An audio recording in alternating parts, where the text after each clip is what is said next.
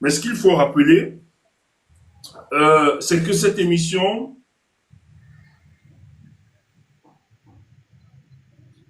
ouais, nous sommes à quelques mois de ce scrutin crucial qui pourra définir l'avenir politique du pays. Avec moi ce soir, nous avons, comme vous, des experts politiques. Hein, bien, c'est comme ça il faudra vraiment vous présenter de la scène politique.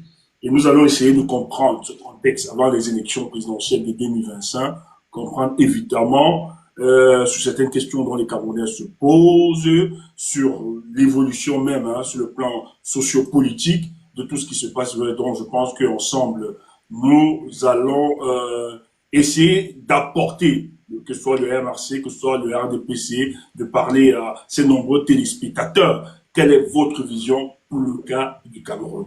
Donc, sans plus attendre, j'aimerais savoir, est-ce que quelqu'un, vous aviez des questions avant qu'on ne lance notre débat? Si quelqu'un a quelques remarques ou bien quelques questions, n'hésitez pas, avant qu'on ne relance. Aucune? Aucune? Ok. Ouais, Monsieur Mengue? aucune inquiétude à notre niveau. Je n'ai pas de préalable particulier à présenter. Je crois que c'est vous qui avez la lecture ou le canevas que nous devons suivre. Donc, je suis parfaitement à votre écoute et à votre disposition. Ok, ça me fait plaisir. Merci, merci. J'ai juste envie de demander à nos amis qui sont connectés de partager, de tapoter. Vous savez que nous sommes sur les réseaux sociaux, c'est pas la même chose, c'est pas la télé, c'est très différent. Ici, on a besoin juste que nos amis téléspectateurs puissent nous aider à la réussite de cette émission. Et comment nous aider? C'est juste tapoter, envoyer des cœurs pour protéger notre live, véritablement. Je pense que sur le plan technique, tout est ok, tout est correct. Monsieur docteur Landry Toukan, est-ce que vous êtes satisfait de la politique de M. Biya après 42 ans? Bonsoir à tous. Tout d'abord, permettez-moi, mon cher Stéphane, de vous remercier, vous particulièrement, qui avez bien voulu nous convier à cette émission spéciale. Et dans cette même logique-là, c'est bien évidemment l'une des preuves que la démocratie, tant voulue par le président Paul Biya, président de la République du Cameroun, est bien en marche. Dans cette même lignée, permettez-moi également de dire tous mes remerciements aux populations de la ville de Tchang et par ailleurs de la région de l'Ouest qui ont bien voulu m'apporter tout leur soutien, plus spécifiquement la jeunesse de notre région, qui ont bien voulu m'apporter tout le soutien pour que je puisse participer à cette émission. De prime abord également, il est également judicieux de préciser que c'est une première pour moi de participer à une telle émission aussi similaire à la démocratie au Cameroun sur TikTok déjà. Mon cher Stéphane, donc dans cette même lignée-là, je peux également dire tous nos encouragements pour ce que vous faites pour pérenniser la vivacité du processus démocratique au Cameroun, si cher au président de la République, son Excellence Paul Biya. Ces préalables étant faits, il est judicieux de préciser que la démocratie est en effet une construction perpétuelle. Et dans cette logique-là, tout État qui se veut démocratique se doit, d'une manière ou d'une autre, de mettre tout en œuvre pour parvenir à ses objectifs. Quand je l'ai dit, je peux simplement vous faire comprendre qu'au Cameroun, dans l'état actuel des choses, tout le monde peut le constater, avec la pluralité des formations politiques, avec tout ce qui est mis en œuvre au niveau des institutions républicaines, avec tout ce qui est mis en œuvre au niveau de la participation citoyenne, avec ce qui est mis en œuvre dans le cadre de la liberté d'expression et bien évidemment des respects des droits fondamentaux, on peut se dire que après quelques décennies que nous avons obtenu notre indépendance, le Cameroun est sur la voie de la construction de sa propre démocratie. Et en l'état actuel des choses, permettez-moi de vous rassurer que le chef de l'État est bien sur la voie de pouvoir contribuer à la pérennisation de cette démocratie-là. Raison pour laquelle, aujourd'hui, avec les moyens mis en œuvre, vous pouvez être avec nous, vous étant de l'autre côté, vous pouvez être en train de discuter avec nous sans la moindre gêne. C'est la preuve même que cette démocratie-là est en perpétuelle construction au Cameroun. Maintenant, est-ce qu'on peut être heureux des 42 ans, je crois que c'est la question que vous avez à me poser, de règne du président de la République, si j'ai bien compris, le volume. Je ne t'écoute pas. Stéphane, je ne t'écoute pas là. J'avais mon micro coupé, pour qu'il n'y ait pas d'écho. Ouais, maintenant c'est bon? Très bon. Oui, c'est bon maintenant? Ok, super, super. Non, non, oui, à l'entrée de jeu, la question que j'ai demandé, est-ce que vous, docteur Landry, tout comme, est-ce que vous êtes satisfait de la politique de M. Paul Biya après 42 ans? Déjà, c'est qu'il faut comprendre que la politique est la capacité à pouvoir gérer les vérités variables dans un monde qui est certainement instable. Là, c'est le président Paul Biya qui le dit. Dans son livre légendaire, Le libéralisme communautaire. Mais, me dit si est-ce que je suis satisfait. Mais, quand vous voyez l'état des choses au Cameroun, vous ne constatez pas avec nous que contrairement à ce qui se passait hier, des avancées ont été faites, des avancées d'ailleurs qui sont considérables, ont été faites dans le cadre de l'affermissement, du raffermissement de notre processus démocratique. Hier, est-ce que toutes les institutions que vous voyez là, sur le plan politique, ne poussent pas à croire que, à nous faire comprendre définitivement que cette démocratie est en perpétuelle construction? Docteur Landry, est-ce que monsieur, s'il vous plaît. Docteur Landry, vous dites, est-ce que ces institutions répondent aux attentes des populations? C'est ça la question. C'est bien beau de les créer, c'est bien beau de mettre les institutions sur pied. Est-ce qu'elles répondent véritablement aux attentes de ces populations? Mais la preuve, dans son fonctionnement, il est jugé de préciser que ces institutions répondent parfaitement, sans la moindre habilité d'ailleurs, aux attentes des populations du Cameroun. Raison pour laquelle, vous voyez au Cameroun, à l'état actuel des choses, globalement, le pays est stable dans sa globalité. Et hormis cette stabilité-là, sur le plan économique, vous pouvez bien comprendre avec nous que malgré le contexte international qui est d'ailleurs très difficile, le Cameroun parvient à rester debout, c'est-à-dire à sortir la tête hors de l'eau dans notre contexte. Et d'ailleurs, est-ce que c'est nécessaire également de vous rappeler que sur le plan de la démocratie, contrairement à nos voisins, le Cameroun est un élève qui mérite d'enseigner d'une manière ou d'une autre les autres. Et cela est en effet l'œuvre du père de notre nation.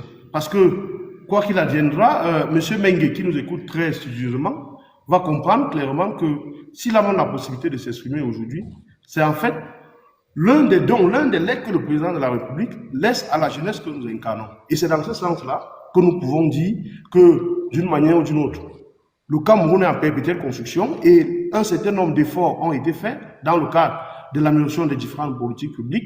Et c'est donc pour cela que nous pouvons donc conclure, sans la moindre gêne, que malgré les difficultés conjoncturelles que nous traversons, qui sont des difficultés propres aux différents États, le Cameroun, lui, essaye de se frayer un chemin pour pouvoir, d'une manière ou d'une autre, permettre aux populations de pouvoir se mouvoir en toute quiétude. Donc voilà globalement ce que nous pouvons dire relativement à la préoccupation que vous avez eu à poser.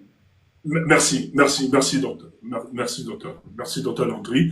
C'est le temps pour moi de relancer Monsieur Mengue. Vous avez écouté justement docteur Landry qui estime que c'est un processus dans la satisfaction de la vision politique de Monsieur Paul Biya et qu'aujourd'hui la création des institutions, dont ils sont dans une démarche, mais qui rappelle quand même le choc des contingences internationales qui empêchent véritablement le Cameroun de décoller. Mais vous qui êtes membre comme la première opposition aujourd'hui, le MRC, il faut le reconnaître, qu'est-ce que vous dites de l'état actuel, la politique de M. Paul Biya? Est-ce que le MRC peut être d'accord sur un certain point que, comme expliquait M. Dr Landry, qu'il y a des avancées? Alors, merci pour cette première prise de parole, ce premier jeu de parole. Il y a un certain nombre d'éléments d'entrée de jeu que je voudrais d'abord balayer comme préalable. Et parce que cela paraît comme étant des éléments gênants à l'entend même de ce débat. Le premier élément, c'est le fait, ça sort comme une récitation dans la bouche des uns et des autres. C'est comme réciter un psaume, c'est-à-dire psalmodier. Quand on entend ici et là, certains pensaient encore que l'avènement de la démocratie en Afrique noire ou Afrique subsaharienne et notamment en Afrique francophone, et plus particulièrement au Cameroun, serait le bon vouloir de la classe politique dirigeante des années 90 est une erreur fondamentale. Et ce n'est pas qu'une erreur, c'est un mensonge grossier. Concernant M. Biya et le Cameroun et l'avènement de la démocratie, l'ère de la démocratie, de l'ouverture politique en 90, est-ce que Dr Toukam peut se souvenir de ce qui s'est passé au stade de Bamenda le 26 mai 1992?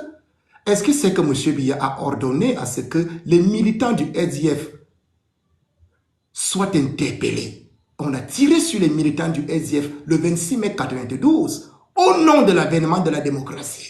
Est-ce qu'il sait que c'est une histoire récente et qui est encore dans la conscience collective des uns et des autres? Je ne sais pas si je crois que le débat est interactif, non?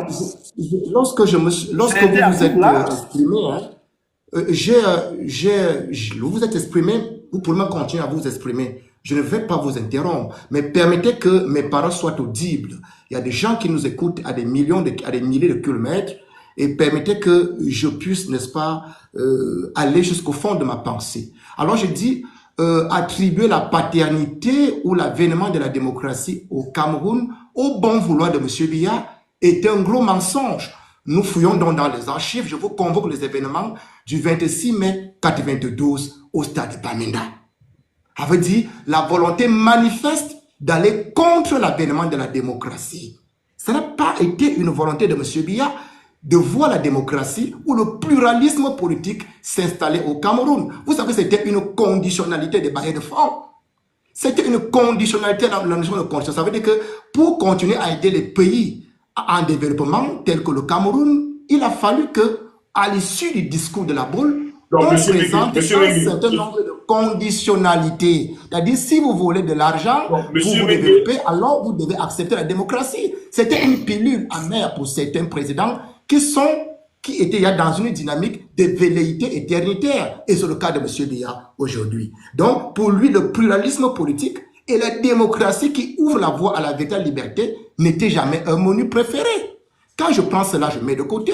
On peut convoquer les événements de 91, c'est-à-dire un an plus tôt. Vous savez ce qui s'est passé. Les années de presse. C'était une résistance à l'ouverture politique. Donc, quand je prends ça, je mets de côté. Je viens sur les avancées dont parle le docteur Toukam. Il parlait d'avancées significatives qui sont faites. Je ne sais pas. Lui, il y a les avancées, mais c'est dans quel domaine? Un pays aujourd'hui qui discute la place des pays les plus tortionnaires du monde à la Corée du Nord. Après la Corée du Nord, c'est le Cameroun. Ce sont les avancées que nous avons comme état tortionnaire pour un pays démocratique et de liberté, mais qui est classé top 10 des pays torsionnaires au XXIe siècle, dirigé par quelqu'un qui a bien voulu apporter la démocratie et la liberté. Vous comprenez qu'il y a un problème. Qui torture-t-on? C'est les opposants qu'on torture. C'est ceux qui portent la voie alternative qu'on torture. Et certains sont en prison au XXIe siècle. C'est ça la démocratie et les avancées que Dr Toukam Landry voudrait bien présenter ici. Et ça, c'est un préalable. Et le dernier préalable, avant d'aller dans le vif du sujet, c'est que quand je vois Dr Toukam, je vois c'est un jeune. Est-ce que Dr Toukam sait que Camille Desmoulins avait 29 ans lors de la Révolution française? Il était jeune comme Dr Toukam. Il avait 29 ans, il n'était pas doctorant. Il était juste un jeune.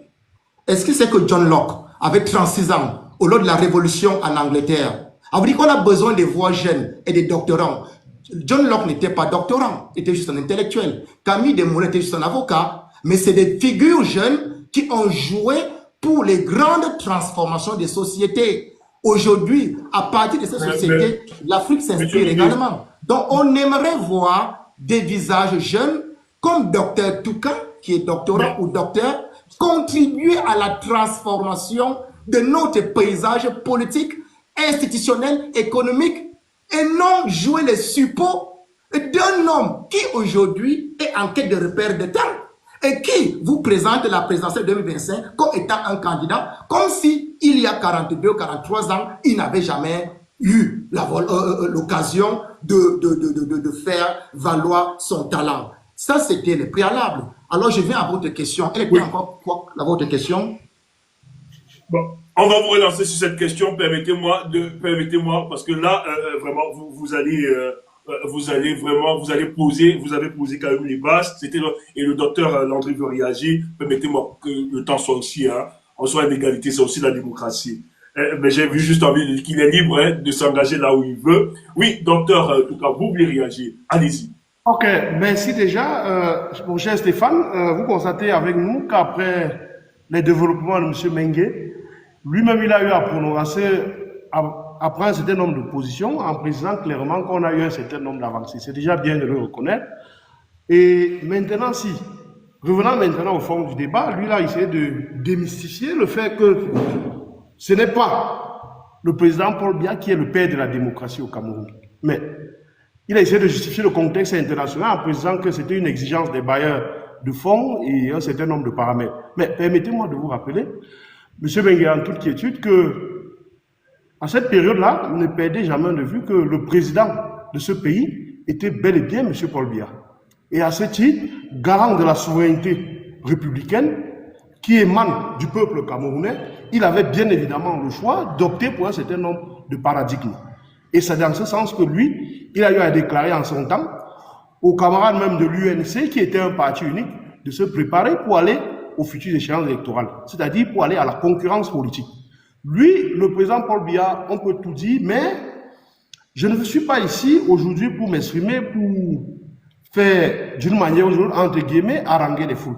Nous sommes ici pour contribuer au débat politique au Cameroun. Et dans ce sens-là, je vais vous rassurer sur une chose, que nul, et encore moins le président de votre formation politique, peut nier le fait que le président Paul Biya est, d'une manière ou d'une autre, le pilier sur lequel la démocratie camerounaise s'est assise depuis les années 82.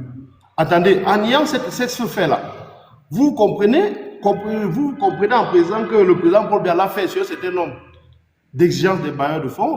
Permettez-moi de vous rappeler simplement que lui-même, le président Biya, a eu à vous préciser que la seule pression qu'il subit est bel et bien la pression atmosphérique. Il a toujours su que le temps est le maître de tout. Et à ce titre-là, il a su prendre des fortes décisions pour aménager le processus démocratique au Cameroun. Et dans cette même ordre d'idées, j'ai compris tout à l'heure, vous avez essayé de citer un certain nombre de jeunes comme John Locke, intellectuel de renom bien évidemment, Camille Desmoulins en France, mais désormais, au Cameroun, permettez-moi de vous dire, vous deviez également, à compter de ce soir, de retenir le nom Landry Toukam. Parce qu'effectivement, c'est sur la base du processus démocratique qu'incarne le président Paul Biya que nous nous trouvons au poste de responsabilité que nous occupons aujourd'hui. Dites-vous, un temps soit peu, que comment ça s'explique, si peut-être vous pensez que rien n'a été fait, que comment moi, qui suis en train de vous parler, depuis 2020, je suis bien évidemment un élu, et bien évidemment un élu jeune, du Rassemblement démocratique du peuple camerounais. C'est bien évidemment et uniquement par la volonté d'abord de notre formation politique et ensuite par la volonté des populations de notre arrondissement. Maintenant, il se peut être que pour vous, l'âge se trouve être un programme politique. Pour nous, ce n'est pas le cas. Les enjeux que nous sommes lancés sont ceux relatifs au développement du Cameroun. Et en l'état actuel des choses, nous avons toutes les options sur la table. Et nous nous sommes dit, quelle est l'option la plus crédible pour le peuple camerounais? Loin des débats dans les réseaux sociaux, loin des propos parfois injurieux des uns et des autres, que nous respectons bien évidemment, mais sauf que, en l'état actuel des choses, vous-même, M. Mengue, vous ne pouvez pas me contredire sur le fait que le RDPC et le président Paul Biya, par ailleurs président national de ce parti, reste et demeure l'option politique la plus crédible au Cameroun pour le moment. S'il y avait une autre option, on ne devait pas se retrouver avoir une pluralité de formations politiques qui, d'une manière ou d'une autre, n'essayent que de participer à l'animation du processus électoral au Cameroun. Merci, docteur Landry Toukam. Merci beaucoup. Merci, on vous a écouté. Oui, comme il évoquait dans ses propos, M. Mengue. Je ne sais pas si vous voulez revenir dessus ou bien nous allons à la deuxième phase. Justement, êtes-vous satisfaire de la politique de M. Paul Biya? Je suis certain pas. Alors, je ne comme 29 500 000 Camerounais, c'est-à-dire si nous sommes 30 millions de Camerounais aujourd'hui approximativement, il n'y a qu'environ 500 000 Camerounais qui pourraient déclarer être satisfaits de la politique de M. Biya. Vous avez à côté 29 millions de Camerounais. À cela, vous ajoutez 500 autres mille qui vont vous dire, quelle que soit la localité où ils se trouvent, qu'ils sont insatisfaits et alors insatisfaits, frustrés de la politique de M. Biya. D'ailleurs, si elle existe, parce qu'on sait que M. Biya a pris congé de la fonction politique depuis février 2019, lorsqu'il délègue sa signature de manière permanente, et ceci sans borne. Un président qu'on a plus vu de manière irrationnelle, système politique, un c'est une président qu'on a... réalité qui C'est une question que vous avez. Est-ce qu'il a la discipline du débat? Est-ce que le docteur a la discipline du débat? Je vois, il est... Je circule beaucoup. J'ai la parole. Quand vous parlez, je vous laisse parler. Hein. Oui. Allez-vous, monsieur Mengue. Je vous laisse parler. Voilà. Il y a la culture et la discipline du débat. Alors, je dis, les 29 millions de Camerounais répondront comme moi, qui sont frustrés et gravement insatisfaits de la politique, entre parenthèses, de M. Biya. Et parlant justement de cette démocratie qu'on vient nous vanter aujourd'hui, elle a des valeurs qu'elle promeut. La démocratie promeut des valeurs telles que la liberté de penser, la liberté de choix politique, qui sont aujourd'hui gravement en danger. Si c'était une démocratie effective et appliquée, qu'est-ce que depuis 2020, il y a eu plus de 500 arrestations? Les militants d'une formation politique, le mouvement pour la renaissance du Cameroun. Et c'était à la limite des arrestations violentes. Et jusqu'aujourd'hui, l'ensemble des 500 militants sont passés quasiment devant un tribunal militaire. Voilà la démocratie. Vous comprenez? Il y a une cinquantaine aujourd'hui encore qui sont dans des prisons. Juste parce qu'ils ont fait valoir leurs droits constitutionnels. Ça veut dire en tant que militants d'une formation politique, nous contestons et nous voulons marcher au nom de la démocratie pour dire non à ce nombre de dérives managériales publiques. Mais ils sont en prison. Et ils sont passés devant le tribunal militaire, des civils devant le tribunal militaire, nonobstant les recommandations du haut commissaire aux Nations Unies pour les droits de l'homme, Michel Bachelet, qui a visité ce pays en 2020. C'est ça la démocratie et les avancées sous l'ère Biya. Si nous parlons de démocratie, je vous ai convoqué un élément tout à l'heure, que la démocratie a des valeurs. Comment se peut-il qu'un pays démocratique qui est résilient, qui respecte les valeurs de la démocratie, se retrouve top 10 des pays tortionnaires? Ce sont les résultats, ce sont des faits et rien que des faits qui n'émanent pas de la volonté d'un homme politique, mais qui sont des résultats des observateurs, ceux qui ont la compétence de qualifier la politique publique ou les avancées démocratiques d'un pays. C'est ça le problème. Ça veut dire que quel que soit l'angle que vous allez attaquer aujourd'hui, liberté, droit de l'homme, démocratie, principe de république promu par la République, que ce soit les développements socio-économiques, que ce soit les institutions, il n'y a aucun couloir où aujourd'hui un Camerounais normalement constitué, il y en a 29 millions au moins, qui sont normalement constitués, va vous lever le doigt pour dire que vraiment, M. Biya nous a entraînés à un cap qui pose les bases d'une société libertaire et égalitaire. Non, loin de là, nous n'inventons rien. Nous avons aujourd'hui plus de 14 millions de Camerounais qui n'ont pas accès à l'eau potable. 14 millions de Camerounais n'ont pas accès à l'eau potable. Alors que tous nos départements portent le nom d'un cours d'eau. Nous avons plus de 12 millions de Camerounais qui n'ont pas accès à l'électricité. Ce sont les dernières données de ECAMSER, le recensement sur les ménages. C'est ça. Nous avons aujourd'hui un niveau d'inflation intenable face à un pouvoir d'achat nain qui n'a pas grandi depuis 1990. Un pouvoir d'achat nain qui ne grandit pas. Mais c'est ça les avancées dont vous voulez vanter sur le docteur Toukam. Nous avons aujourd'hui un pays qui, sur la scène internationale, est balafré. Le visage Cameroun est balafré sur la scène internationale. Parce que la politique étrangère de M. Biya ne tient pas. Il est de plus en plus isolé. C'est ça la réalité aujourd'hui. Si Dr Toukam, je ne sais pas quelle alchimie, il a été propulsé à la mairie de Tchang comme premier deuxième adjoint. Bien sûr, on sait dans quelles conditions les élections locales 2020 se sont déroulées. D'ailleurs, un taux de participation à moins de 25%. Oui, d'accord. Mais il ne doit pas penser que le Cameroun va se limiter à son poste, à son mandat électif. Nous pensons aux populations de Ngenmodouga. Nous pensons à ceux de Kolfata. Nous pensons à ces millions de Camerounais aujourd'hui qui ne se retrouvent pas dans le discours de M. Biya, ni dans les faits, d'ailleurs devenus très rares, de M. Biya. Donc il y a une insatisfaction notoire au point où les élections de 2025, c'est-à-dire d'ici 10 mois, tout au plus, doivent résonner comme une rupture. Les élections doivent résonner comme une rupture de système. Un système qui doit être déchu par la volonté populaire. Merci, monsieur Mengue. Je vais juste demander au Modo pour avoir juste le chronomètre, hein, pour que ça ne... Voilà. Au Modo de positionner le chronomètre 3 minutes hein, pour chacun, comme ça, ce soit équilibré. Je vois que... Ouais. Oui, docteur Landry, vous avez écouté monsieur Mengue qui parle justement qu'il faut être réaliste pour le cas de notre pays, qu'il n'y a véritablement pas d'avancée pour le cas de notre pays. Mais les voix s'élèvent quand même, c'est pas seulement le parti de M. Mengue qui lui dit. Hein. Vous avez le prélat, le clergé camerounais qui est de l'église catholique.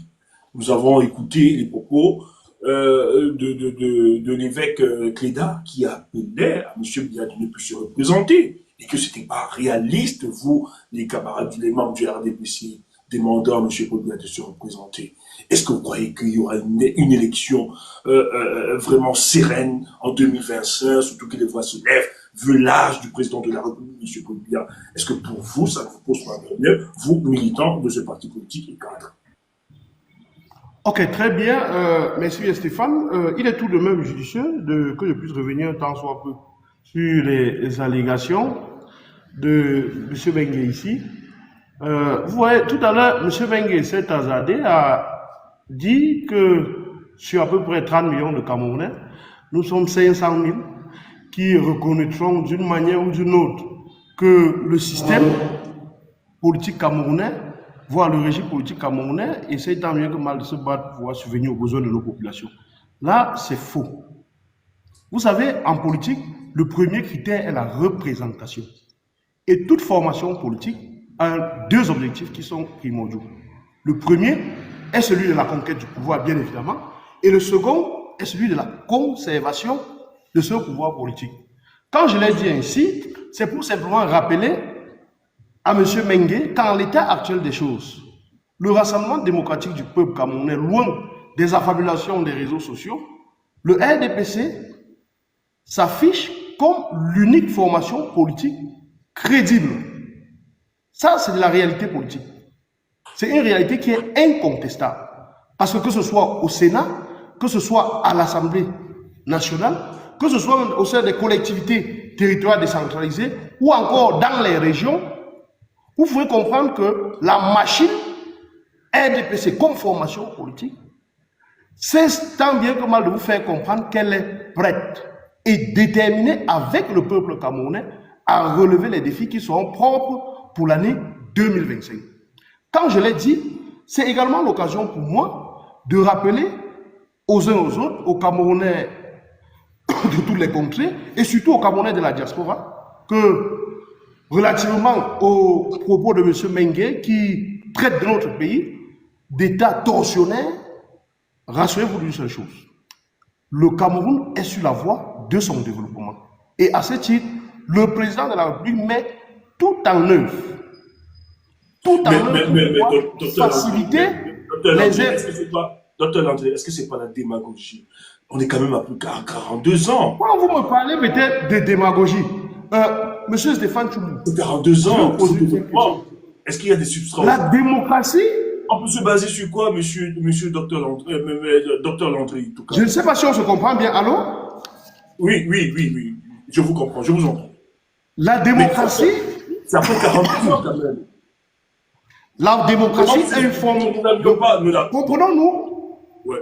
Je souhaite bien aller je souhaite bien poursuivre mes développements, mais je suis en train Ok, de vous préciser que la démocratie étant la forme de gouvernance dans laquelle la souveraineté appartient au peuple.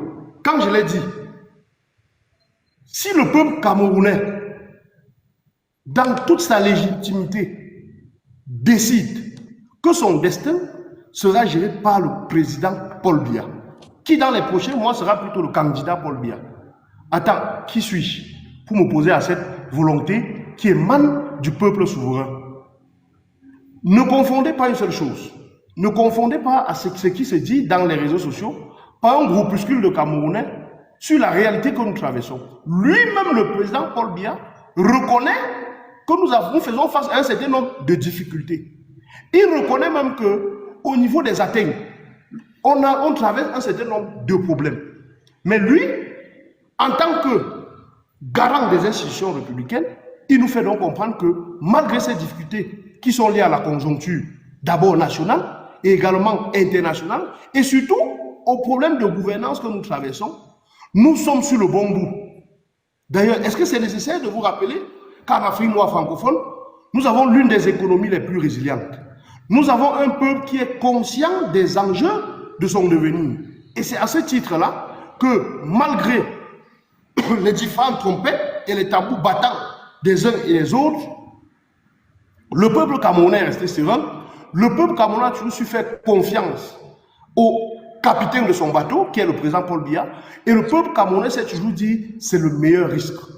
Et à ce titre-là, nous sommes donc là pour accompagner la politique du chef de l'État. Et en accompagnant cette politique-là, nous le faisons parce que le peuple camerounais, dans toute sa légitimité, a bien voulu, d'une manière ou d'une autre, que nous puissions faire ce boulot. Mais réveillez-vous un peu un temps soit peu. Quand aujourd'hui on parle de démocratie au Cameroun, est-ce que nous n'avons pas les élections? Nous n'avons pas des élections dans ce pays. Est-ce que nous n'avons pas des résultats qui sont publiés? Maintenant, si on veut faire maintenant un certain nombre, faire ressortir un certain nombre de difficultés, ce sont des difficultés, même aux États-Unis, les élections sont contestées. Si nous étions encore en 2018, M.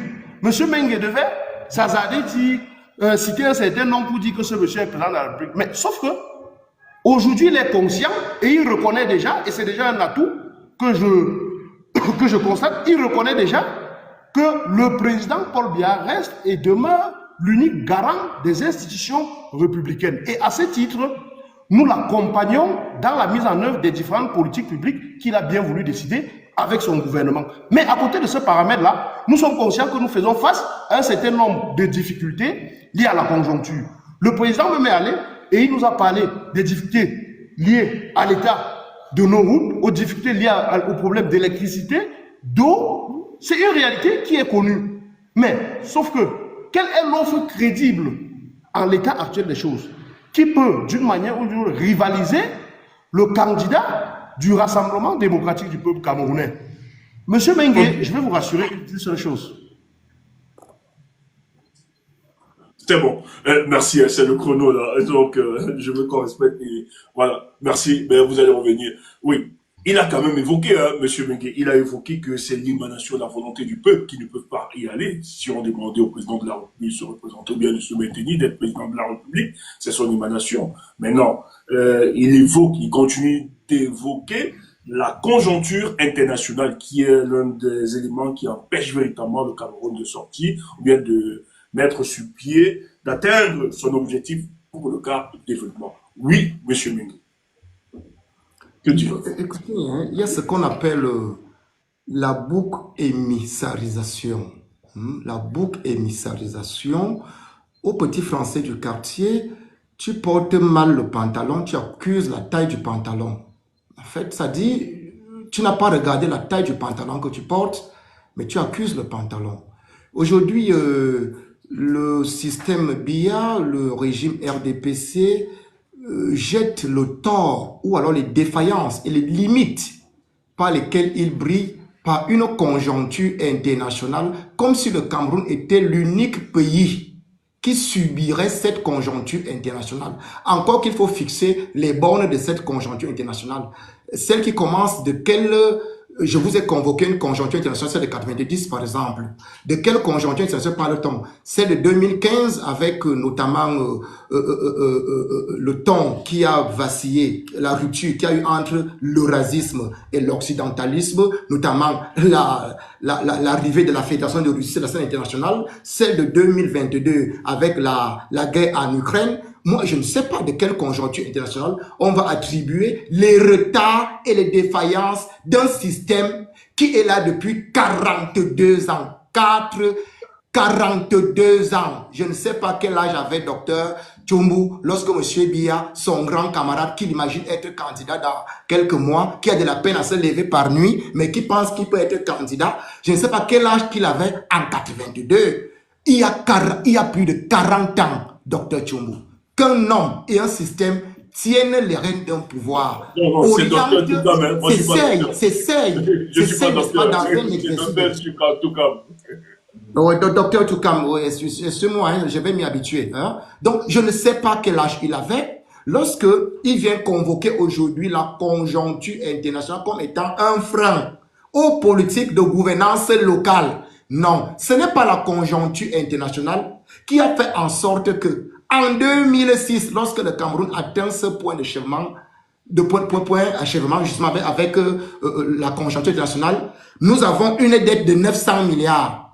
En 2006, 16 ans après, nous sommes à près de 14 000 milliards sans regarder l'utilité, sans voir quelle a été l'utilité et l'impact de la dette sur le tissu social et économique. Au même moment, on vous fait comprendre que chaque année, il y a pas moins de 400 milliards qui sont évaporés dans le trésor public par les ouailles de M. Biya. Les ouailles de M. Biya, y compris les conseillers municipaux, comme ce docteur Toukam, qui sont comptables de la fuite des capitaux publics et retardant ainsi le développement socio-économique. Qu'est-ce qu'on a fait de 13 ou 14 000 milliards d'endettement public aujourd'hui? C'est ça la question. C'est ça l'objectivité.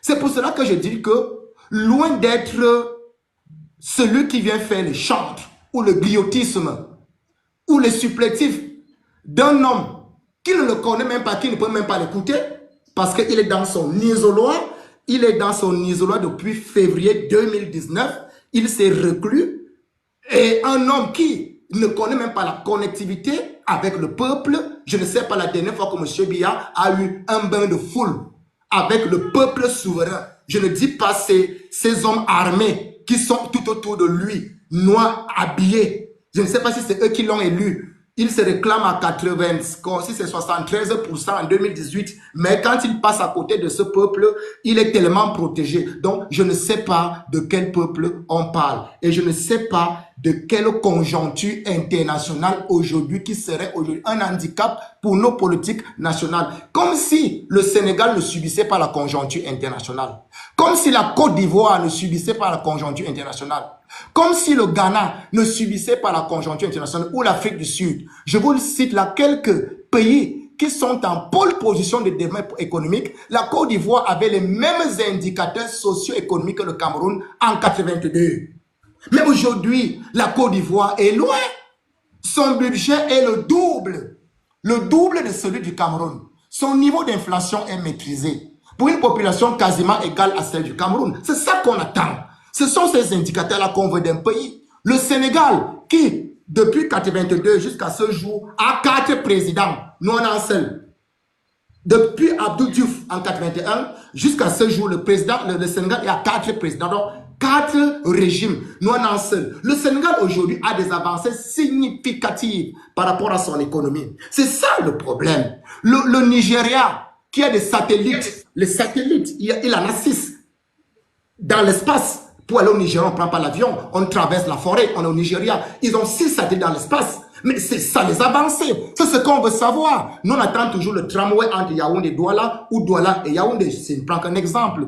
C'est pour vous dire que la conjoncture internationale concerne le système financier international. La conjoncture internationale concerne le système institutionnel international et touche tous les pays. Mais il y a les politiques nationales qui doivent être maîtrisées par la classe politique dirigeante. J'entends quelqu'un Quand le docteur Toukam dit que nous sommes là pour appliquer la politique de M. Biya, il n'a pas de politique depuis 2004.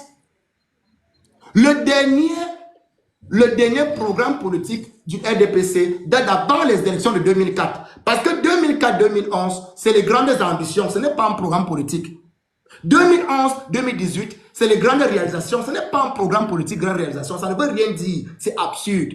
2018-2025, c'est les grandes opportunités. Mais c'est quelle politique que vous soutenez et que vous mettez en place? Ça veut dire qu'en fait, un homme n'a plus d'inspiration. Monsieur Biya a perdu l'inspiration à gouverner un pays.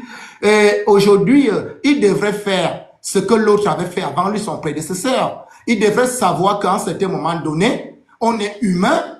Quand on est fatigué, on peut se reposer. Car lui-même l'a dit, monsieur Biya, que la retraite n'est pas une sanction. Donc, il ne serait pas ridicule pour lui de déclarer aujourd'hui qu'il va se reposer en organisant justement à l'avantage du docteur Toukam un congrès. Parce que le dernier congrès du RDPC date depuis 2011.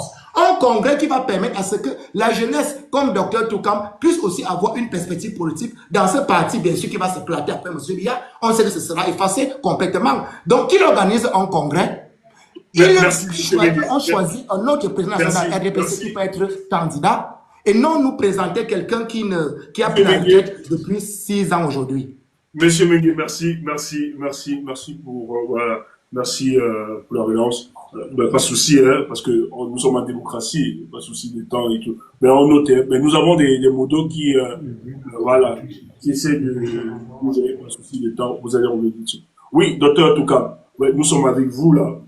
Ouais, vous avez entendu ce que monsieur Mengue évoquait. Le prétexte de la conjoncture internationale évoquée par votre parti vous-même n'est qu'une excuse.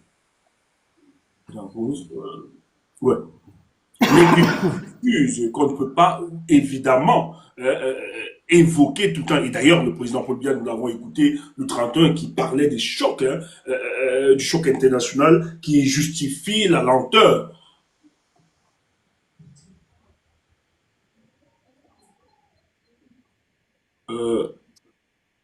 Attendant qu'il revienne.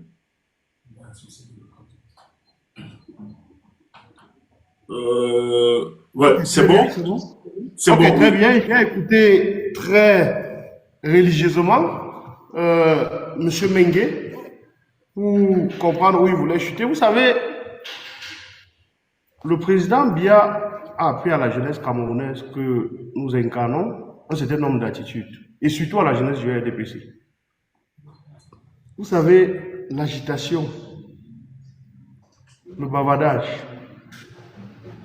n'est en rien la preuve d'une certaine efficacité dans l'expression. Quand malheureusement, M. Mengue me dit clairement tout à l'heure que je suis chantre de ceci, je fais dans du griotisme, entre guillemets, je suis désolé de l'entendre ainsi.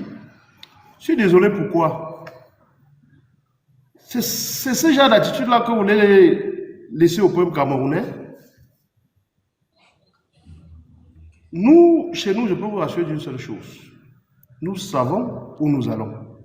Malgré les critiques qui, en effet, pour nous, les critiques sont en fait la preuve de la vivacité du travail que nous faisons.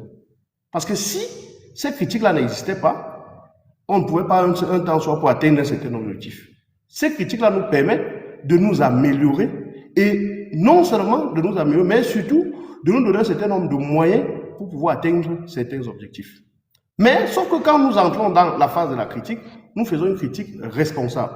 Parce que nous respectons le peuple camerounais dans sa globalité. Ça, c'est l'école du président Paul Biya. Et je suis heureux aujourd'hui de faire partie de cette école-là. Cette école qui met la République au-dessus de tout.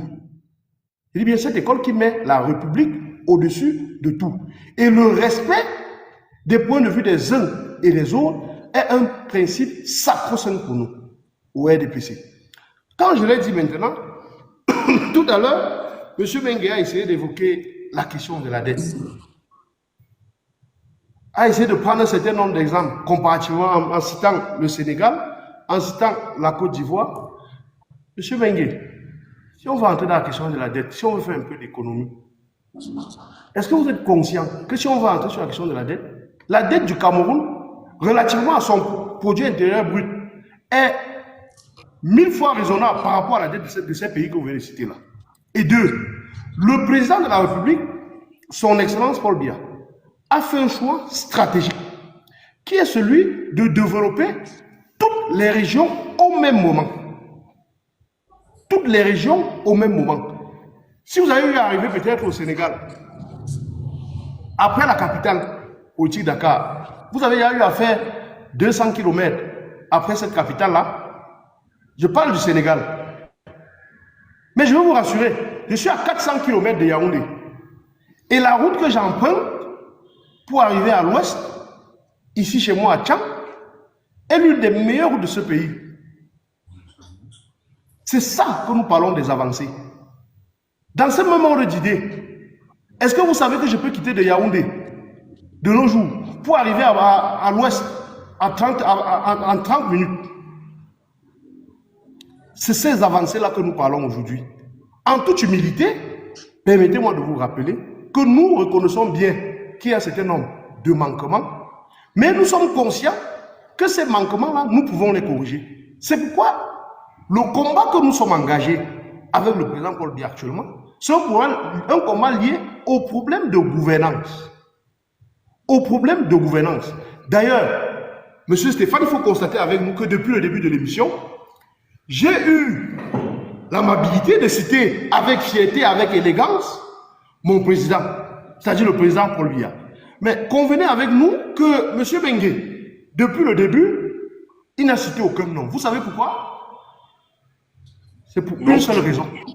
M. Bengue est conscient qu'en l'état actuel des choses, même son président, qui est ancien ministre Biya, parce que c'est une réalité également, ne peut en aucun cas, aujourd'hui, se prévaloir d'une quelconque légitimité populaire. Parce que le ministre Kamto, du président Biya d'hier, aujourd'hui lui-même est vieux.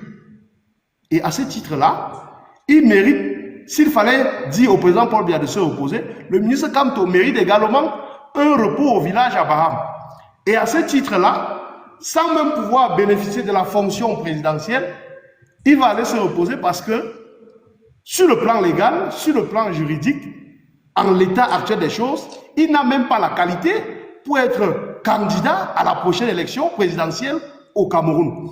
Raison pour laquelle, lors de son dernier discours au peuple camerounais, il remet maintenant son sort entre les mains du Seigneur.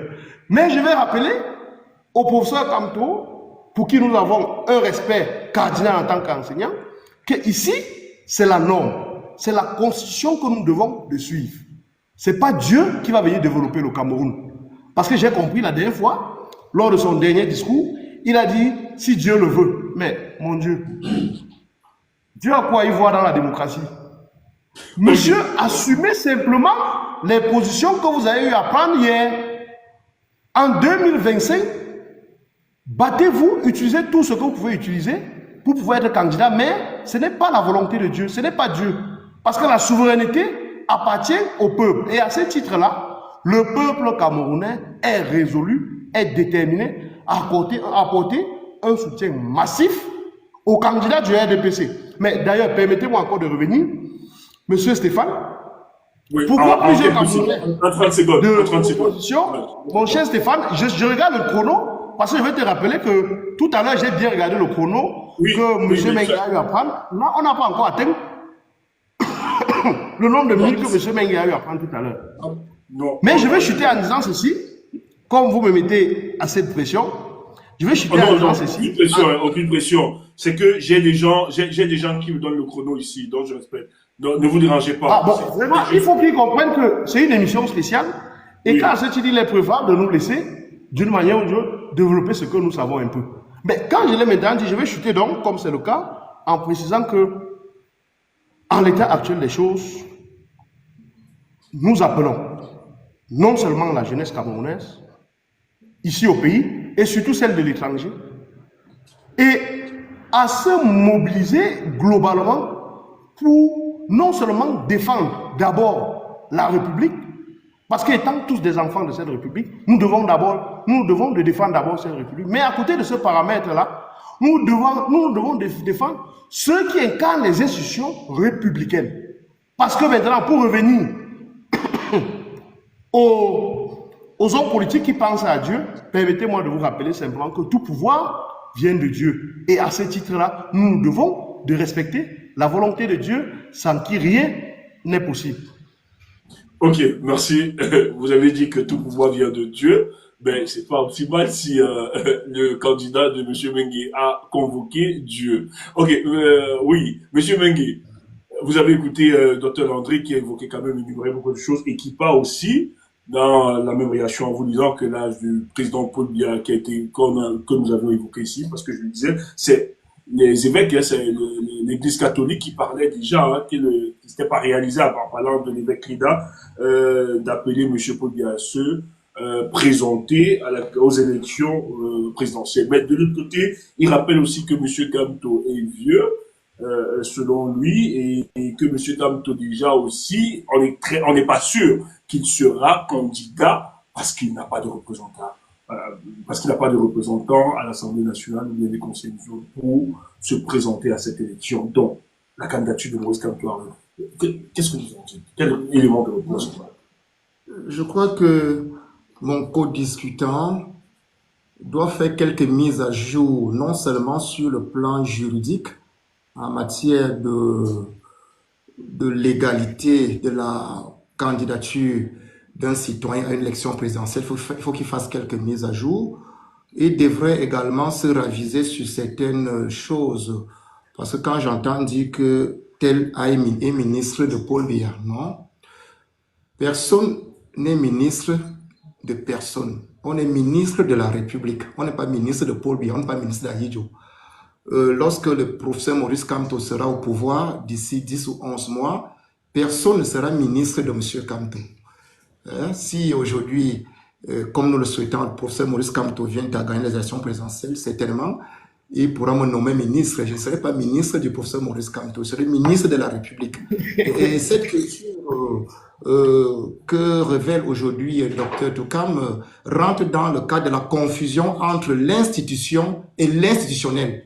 Donc une culture politique erronée, héritée du système Biya. Il faut faire le distinguo entre l'institution qui est une pérennité et l'institutionnel qui est le personnage qui représente l'institution. Et tout personnage est éphémère.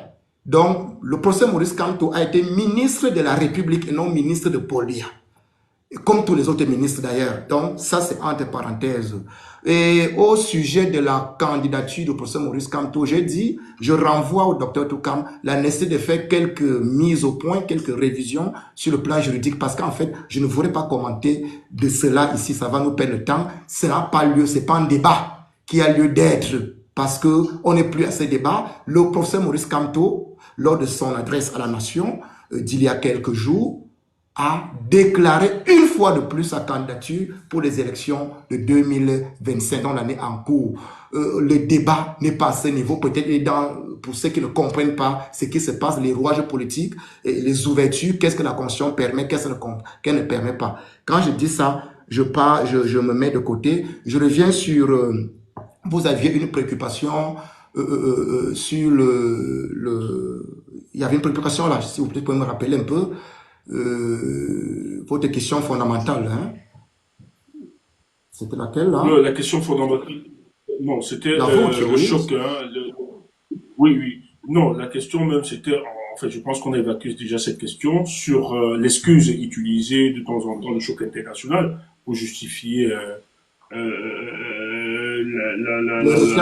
mauvaise marche. Oui, après cette préoccupation, vous aviez une autre à la suite de l'intervention du docteur Toukam, qui, je crois, je vais revenir, qui présentait, qui nous parle du développement de nos régions, de nos villes. Moi, je ne sais pas quel est le dernier jour que le docteur Toukam a mis pied à Yaoundé ou à Douala. Prenons voilà nos deux grandes villes, les villes vitrines du Cameroun, Yaoundé qui est la capitale politique, il y avait l'âge de professeur et la capitale économique. Monsieur Mengue, il y avait l'âge du professeur Maurice Kamto. l'âge du Il professeur y avait Maurice l'âge du Kamto professeur qu'il a Maurice évoqué. Kamto. Oui, L'âge. je vous ai fait comprendre que ce soit son âge, hein, c'est-à-dire aujourd'hui, le professeur Maurice Kamto, 70 ans, tout au plus 71 ans pour 2025, dans le cadre du programme politique MRC, nous sommes pour un quinquennat, c'est 5 ans, renouvelable une seule fois. Si un homme de 70 ans arrive au pouvoir, je parle du professeur Maurice Kamto, d'ici quelques mois, il n'y a pas de souci à ce qu'il tienne droit dans ses bottes, la tête haute et le torse bombé, les rênes de pouvoir, et qu'il entraîne le Cameroun vers un cap d'une société liberté égalitaire. Et il ne peut renouveler cela qu'une fois. Ça veut dire que tout au plus, M. Kamto ne pourra pas être président à plus de 80 ans. Contrairement à la culture politique que M. Biya est en train d'imposer aux Camerounais, mais qui sera balayé d'une main d'ici là. Le MRC est là pour un quinquennat et non un septennat, donc c'est 5 ans, renouvelable une seule fois. Le professeur Maurice Kamto, 70 ans, n'a pas un souci à se présenter aux élections présidentielles. Tout au contraire, il a un âge à s'ajetir. C'est l'âge où on a le caractère regardant positif de la société qu'on connaît. C'est l'âge où on peut apporter son empirisme, son expérience, de manière équilibrée. C'est un âge où on peut se lever, où on peut contrôler l'action, on peut tenir des conseils des ministres, où on peut donner un ordre, le suivre, voir son exécution de bout en bout. C'est justement à cet âge, avec tempérance, avec modération, avec sagesse, avec objectivité. Donc, un homme de 94 ans, qu'on est vers, comparé à un homme de 70 ans, et je crois qu'il y a un problème là-dessus. S'ils sont en train de surfer aujourd'hui sur l'âge de professeur Maurice Kamto, alors que hier, ils surfaient sur sa candidature ou pas, je crois qu'ils sont en perte de vitesse et que cela ne devrait pas inquiéter les Camerounais. La légalité de la candidature, monsieur Kamto ne souffre de rien. Il y a tellement d'options et toutes sont mises à contribution. Son âge ne souffre également de rien. Il a 70 ans. Il peut bien être candidat. Il est compris. Quand tu as 70 ans, les gens de 50 ans te comprennent bien et mieux qu'un homme de 95 ans qui pense qu'il peut être compris par des gens de 50 ou de 40 ans. C'est à peu près la moyenne d'âge au niveau du Cameroun. Donc son âge n'a pas un souci. Oui, je sais qu'on est dans Voilà, nous irons aux élections. élections. Le MRC va aux élections avec le professeur Maurice Kamto qui a annoncé sa candidature sans porter les gants. Hein, et ce sera une deuxième fois qu'il aura annoncé cette candidature, clairement. Mais c'est vrai que nous sommes dans les délais de ton temps. Je donne pour la question parce que le docteur, je vais remonter le temps aussi à docteur Landry Tokam, qui a relevé quand même qu'entre Yaoundé et Tchang, en fait 30 minutes, ça prouve que les choses avancent évidemment. Est-ce que vous partagez cette J'ai peur que mon co-discutant ait un raisonnement cantonné parce qu'en fait, il croit que le Cameroun se limiterait entre l'axe Bafia-Bafoussam, par exemple. J'ai pas envie de dire Yaoundé-Bafoussam, mais je préfère commencer à Bafia. L'axe Bafia-Bafoussam, non. Le Cameroun ne saurait se limiter entre l'axe Bafia et Bafoussam. Le Cameroun, c'est 121 km de route. Nous sommes à 121 000 km de route, c'est-à-dire toutes routes confondues. Et il y a à peine 10% des routes bitumées. Ça veut dire que vous faites 100 km. Sur les 100 km de route, vous avez à peine 10 km de route qui sont bitumées. Ce sont les dernières données du ministère des Travaux publics. Ça veut dire qu'on a 90% du réseau routier national qui n'est pas bitumé. À cela s'ajoute ce qu'on appelle la proximité routière. Je ne sais pas si Dr Toukam a une seule idée de ce qu'on appelle la proximité routière. Ça veut dire aller demander le nombre de Camerounais pris dans un échantillon de 1000 qui sont à côté d'une route goudronnée à moins de 5 km. C'est 0,37%. Allez sur 1000 Camerounais, à peine 37 sont à côté d'une route goudronnée à 5 km. Voilà la réalité. Donc, on saurait cantonner le réseau routier camerounais entre Bafoussam et Bafia. J'allais vous poser la question. Faites un peu Ebolova à Comde Kribi. Que vous direz ce citoyen? Bon, faites un peu... il y a un qui vient d'être bitumé. Si on est dans le réseau bitumage. Faites un peu Ayos Bonis Terabetois. Allez un peu voir. Je vous dis, il faut être un chauffeur talentueux pour faire ce tronçon routier. Faites un peu Edea Kribi sur 100 km. Vous allez comprendre. Ça veut dire qu'en fait, le niveau de vétusté de notre réseau routier est à déplorer. L'infrastructure routière est le domaine social le plus critique de du système actuel. Alors que le Cameroun est le pays où le kilomètre de route est 3, 4 voire 5 fois plus cher que dans des pays comparables comme le nôtre. C'est ça la question. Je vous ai dit, je ne sais pas, la dernière fois, je sors par là, quelle est la dernière fois que Dr Toukam était à Douala ou à Yaoundé? Que ce soit à Douala, que ce soit à Yaoundé, allez regarder l'état de la voirie municipale dans les routes urbaines. Mais je dis, c'est à déplorer. On n'a même pas envie d'inviter un étranger chez nous parce qu'il va se moquer de nous. Quand est-ce qu'on va arriver à la capitale politico-économique? Les routes ne sont pas dans un bon état. Ça, c'est au niveau de nos grandes villes qui semblent être aujourd'hui les pôles de développement que brandit Dr Toukam pour défendre un bilan aussi négatif ou une absence de bilan du système BIA. Merci, monsieur Mengue. Monsieur Docteur Toukam, ne vous dérangez pas. Votre temps, on a noté, vous auriez votre temps, voilà. Mais à part égal à monsieur Mengue. Donc ne vous dérangez pas. Oui, vous voulez revenir justement sur les dires de monsieur Mengue, qui vaut quand même, lorsque vous dites on peut quitter de Yaoundé à Tian en 30 minutes, en estimant qu'il y a quand même un développement qui est fait sur l'état des routes et qu'il y a des avancées consommables, mais lui, balai sans touche, qu'aujourd'hui c'est pas encore réalisable pour ceux qui vivent au Cameroun et que vous essayez de voyager, vous aviez vu, et qui explique véritablement l'un des malaises de notre société aujourd'hui à penser que le RDPC devra peut-être épouser la gestion de ce pays et laisser un autre leadership émerger. Non, votre micro, attendez, démutons son micro, votre micro. On ne vous entend pas. On n'a pas le retour. Démutez son micro. Attends. Ok, c'est bon. Allez. Ok, très bien. Je vais immédiatement revenir sur la question du réseau routier avant de chuter sur un certain nombre de déclarations de mon cher ami, M. Mengue. J'ai eu à préciser tout à l'heure qu'on pouvait bien évidemment faire le trajet Yaoundé-Bafoussam en 30 minutes. Bien évidemment, c'est pas avion. Et là, avion. À travers, bien évidemment, c'est par avion. Ok.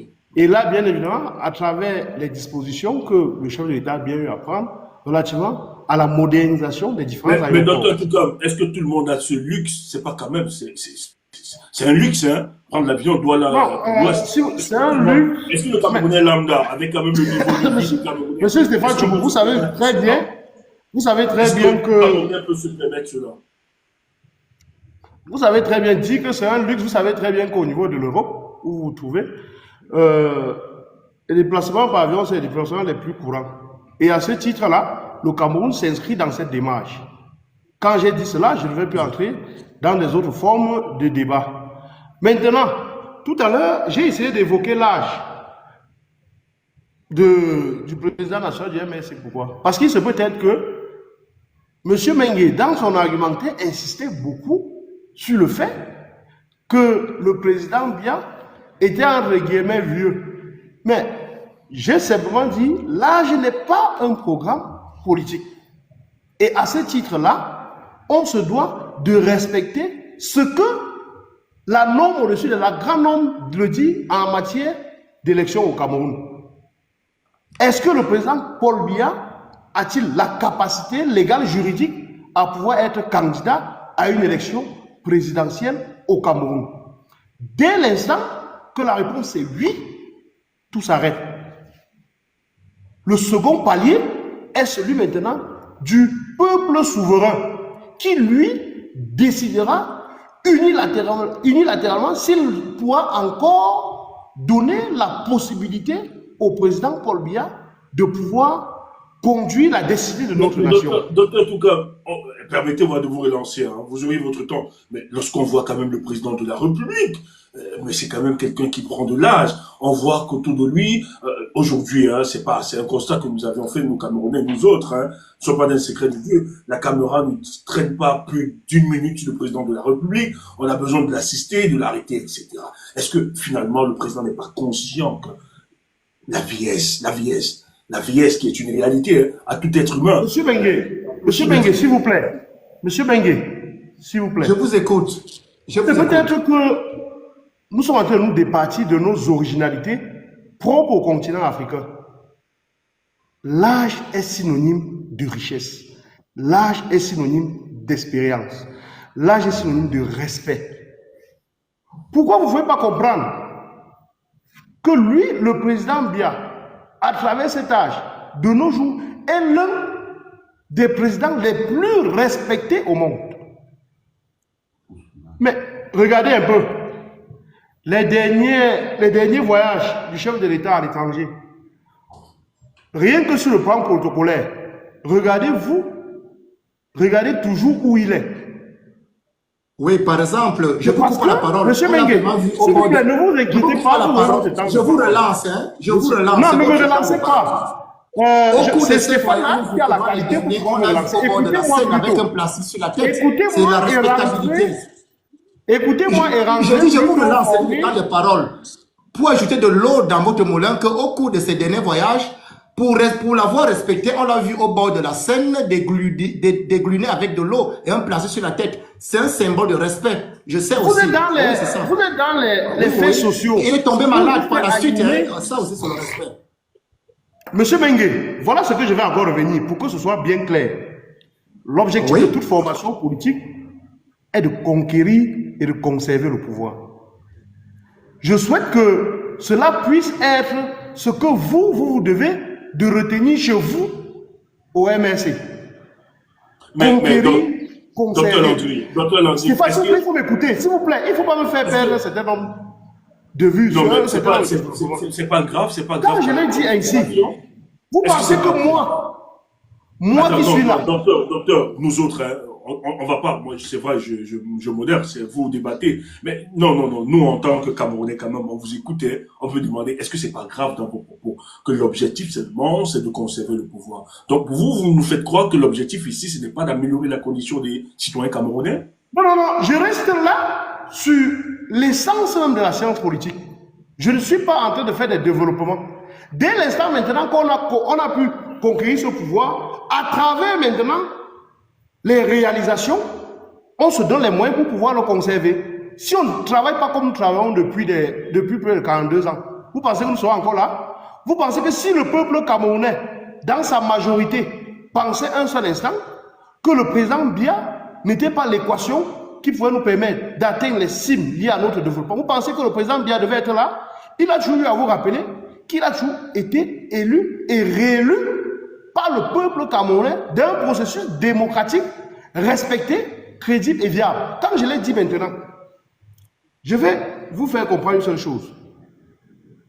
Vous pensez que nous qui sommes au pays, avec M. Mengue, y compris bien évidemment, et bien d'autres jeunes Camerounais, vous pensez que si vraiment le pays était peint avec l'image avec laquelle M. Mengue peint ce pays-là, vous pensez que nous pourrions être en train de discuter aussi aisément comme ça? M. Mengue sait que c'est non. Et à la suite de notre discussion, de notre émission de ce soir, je peux vous assurer, M. Mengue ne peut pas être inquiété. C'est un acquis lié à la démocratie au Cameroun. Et cet acquis-là mérite d'être conservé. D'autres théoriciens politiciens disent que cette démarche aussi, c'est une démocrature, c'est-à-dire on donne les alliés, on donne quelques visages de la démocratie, mais en réalité, ce sont des dictatures masquées. On va vous laisser bavarder, mais est-ce que après avoir bavardé, ça peut être une réalité aussi de manifester dans les rues pour dénoncer l'état des choses, qui est finalement le cœur la question que vous posez relativement à la manifestation publique, il y a de cela, le 30 décembre dernier, vous savez, tout à l'heure, j'ai essayé de vous dire que je suis également président de section au GRDPC à Tcham, c'est-à-dire le patron politique de la jeunesse du président Paul Biya, dans cet arrondissement stratégique. Quand je l'ai dit ainsi, je vais vous dire, le 30 décembre dernier, je faisais le bilan des activités de 2024 avec les jeunes de cet arrondissement. Et on a également fait un certain nombre de perspectives pour 2025. Si on avait discuté avant, je devais vous faire parvenir un certain nombre d'images. Vous deviez comprendre que ce que vous vous dites dans les réseaux sociaux, la réalité au Cameroun s'oppose, c'est-à-dire seront matériellement. Parce que la réalité est celle-ci. Nous avons un peuple qui est résilient, qui est conscient des difficultés que nous traversons. Mais ce peuple-là sait également que pour le processus démocratique au Cameroun, Mieux encore le président Paul Biya. Parce que les autres qui sont aux alentours, qui sont en train de faire dans l'animation politique stérile depuis quelques années, n'ont en rien la capacité de pouvoir gérer ce pays. Vous savez, peut-être certains ne vont pas vous dire la vérité. Monsieur Mengue qui est là est plus un théoricien. Moi, malgré mon jeune âge, j'ai la latitude d'être un gestionnaire, c'est-à-dire d'être un responsable.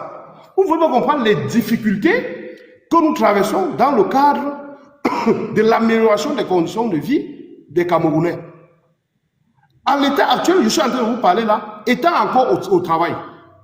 Je vois M. Mengue est chez lui, je vois bien Drala, il est chez lui, mais il ne sait pas que pendant qu'il est chez lui là, nous sommes en train de travailler pour dire comment faire pour améliorer tel secteur, comment faire pour améliorer tel autre secteur. Les difficultés liées à l'exercice du pouvoir ne sont pas ces difficultés que vous pensez. Pour pouvoir parler même parfois de la gestion du pouvoir politique au Cameroun, il faut également être un acteur véritable de cette gestion-là. Moi, je vais vous rassurer une seule chose. Plus ont tendance à dire la gestion est ceci, la gouvernance est ceci. Oui, nous avons des difficultés. Mais, je vais vous dire, à tous les niveaux au sein de notre société, chaque responsable au Cameroun, avec bien évidemment des cas d'exception, essaye tant bien que mal de se battre pour pouvoir donner ce qu'il peut donner pour l'amélioration des conditions de vie des Camerounais. Et de deux, le ministre de Paul Biya, l'ancien ministre de Paul Biya, le professeur Maurice Kamto, c'est lui-même, il est conscient des difficultés que nous traversons dans le cadre de l'amélioration des conditions de vie du peuple camerounais. Et dans cette logique-là, lui, avec les 7 années qu'il a passées au gouvernement, il a pu comprendre également quelles sont les difficultés que nous traversons. Mais à côté de cela, aujourd'hui, vous pensez qu'il est crédible pour pouvoir nous apporter un certain nombre de réformes dans l'amélioration des conditions de vie des Camerounais? Moi, je vous réponds simplement par la négative. Et pourquoi? En l'état actuel des choses, le président Paul Biya a parlé de transition générationnelle. Et moi, je fais entièrement confiance au chef de l'État. Parce que s'il a évoqué l'expression transition générationnelle, il sait bien qu'après lui, le pouvoir va revenir à une certaine génération. La génération de M. Mengue qui est en train de s'exprimer. C'est-à-dire ma génération. Il n'est donc pas question que sur une quelconque base, un autre peut-être, monsieur âgé ou un grabataire puisse prendre un certain nombre de responsabilités dans ce pays. Ça ne peut plus être comme ça. Parce que nous, avec le président Paul Biya, nous savons qu'il va nous léguer un Cameroun stable, prospère et mieux propulsé vers le développement. Et c'est ce que nous allons faire de ce pays-là, c'est juste continuer son développement à travers la mise en œuvre d'un certain nombre de réformes sur le plan politique, sur le plan économique et bien évidemment sur le plan social. Voilà ce que nous pouvons dire. Merci, Doc, merci. Ok, Monsieur Mengue, vous aviez entendu le Dr Toukam qui expliquait véritablement, qui donnait ses arguments, parce que ce que vous aviez évoqué, vous aviez évoqué tout à l'heure, et qui estime véritablement que le président Paul Biya travaille dans le but de transférer un transfert générationnel du pouvoir mis en place après 92 ans, 42 ans, mais lorsqu'on a entendu la dernière fois le président de la République a bien entendu l'appel profond du peuple camerounais à se représenter, et surtout que Dr Landry rappelait encore qu'il a une légitimité populaire qui va l'imposer. Monsieur Paul Biya, quand on voit tous les lecteurs, même tous les politologues et tous les analystes politiques estiment qu'il sera encore président de la République. Est-ce que dans ce contexte évoqué par docteur Toukam, est-ce que ça peut être sérieux, le transfert générationnel du pouvoir de M. Paul Biya? Alors qu'on l'appelle déjà... Le principe de transition générationnelle est un leurre. C'est un leurre. M. Biya vend du vent.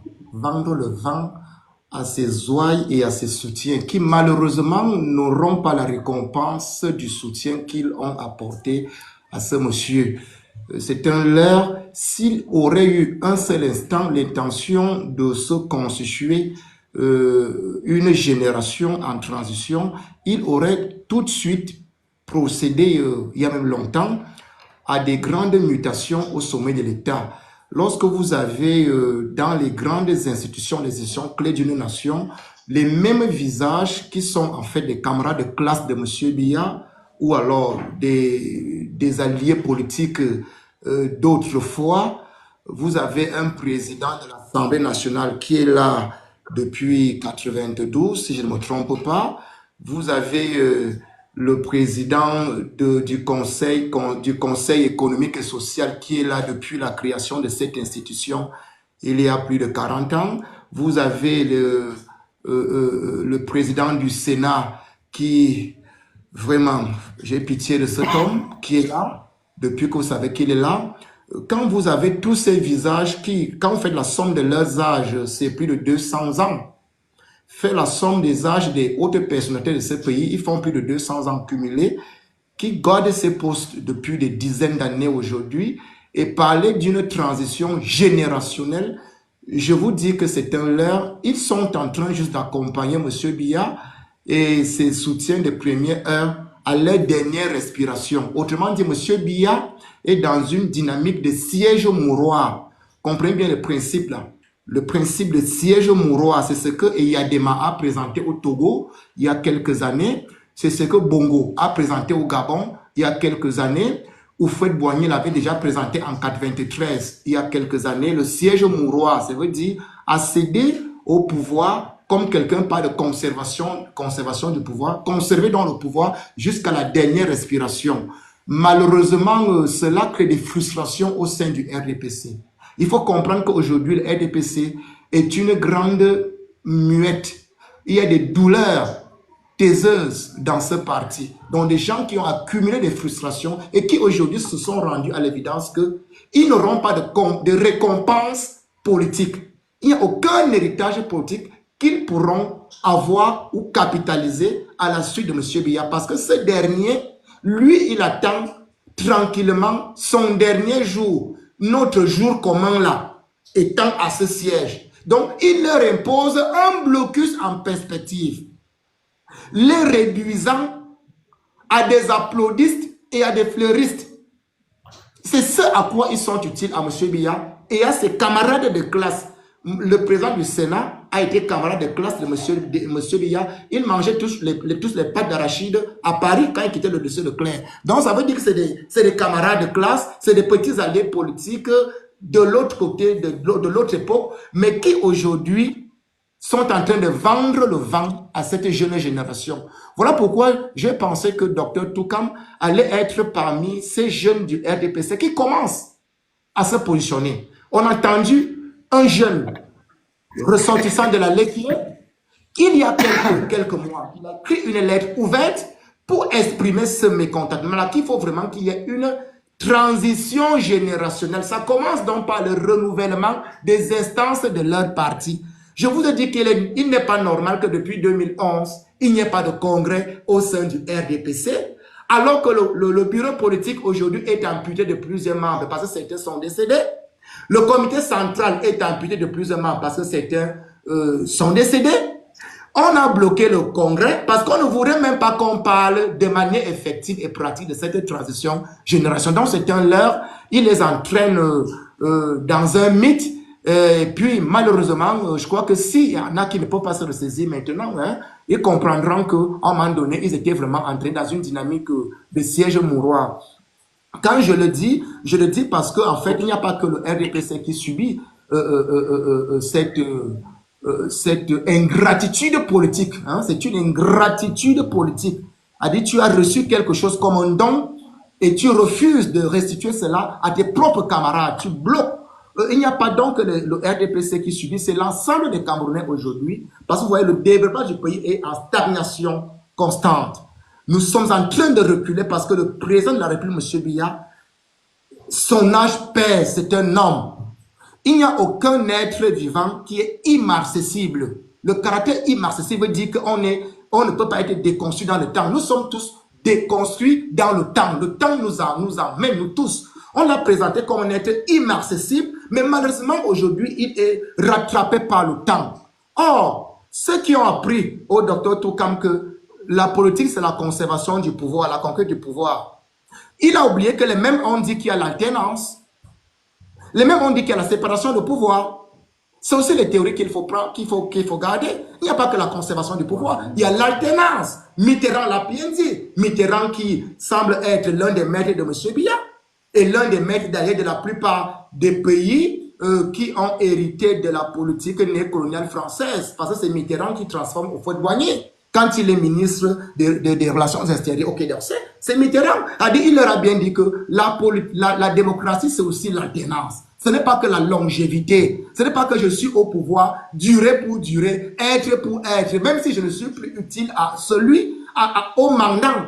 Le mandant, le peuple souverain qui aujourd'hui réclame à M. Biya juste de quoi manger, juste la liberté de choix politique, juste les élections libres et transparentes. Les élections libres et transparentes où le choix du peuple doit être respecté. C'est fort de ces constats en défaillance dans le processus de démocratie, M. Biya, que nous appelons le peuple camerounais de se construire en un front commun. Dès ce janvier, ceux qui n'ont pas pu s'inscrire sur les listes électorales, allez vous inscrire. C'était un message Merci. Merci. correct. Merci. Ouais. On a encore juste quelques minutes pour sortir, justement, c'est bien fait. On va vous relancer sur ces questions-là. J'ai lancé le docteur Toukam sur la question des élections, parce qu'on ne pouvait pas finir cette émission sans parler de la question des élections. Docteur Toukam, nous avons vu la société civile porter plainte à l'ECAM, nous avons vu des partis politiques porter plainte à la Cour constitutionnelle, aux membres du Conseil constitutionnel, qui remettait en cause la qualité de cette personnalité pour la gestion et l'organisation des élections publiques du Cameroun. D'ailleurs, lorsque nous avons écouté tout à l'heure, vous vantiez l'homme démocrate, M. Paul Biya, alors que les institutions n'arrivent pas véritablement à se détacher. Et il est expliqué dans la plainte, que ce soit de la société civile que des hommes politiques, qu'en fait, ce sont des institutions qui sont véritablement là pour permettre à M. Paul Biya de se fossiliser au pouvoir. Qu'est-ce que vous en dites? La démarche de l'ECAM. Nous qui sommes ici en Europe, on va nous dire c'est ce que nous avions subi.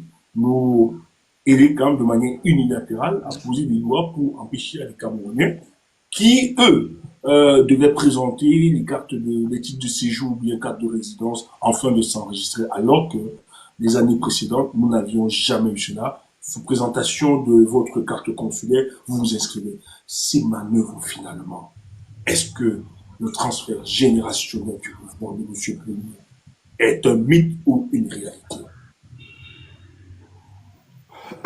Merci bien Stéphane.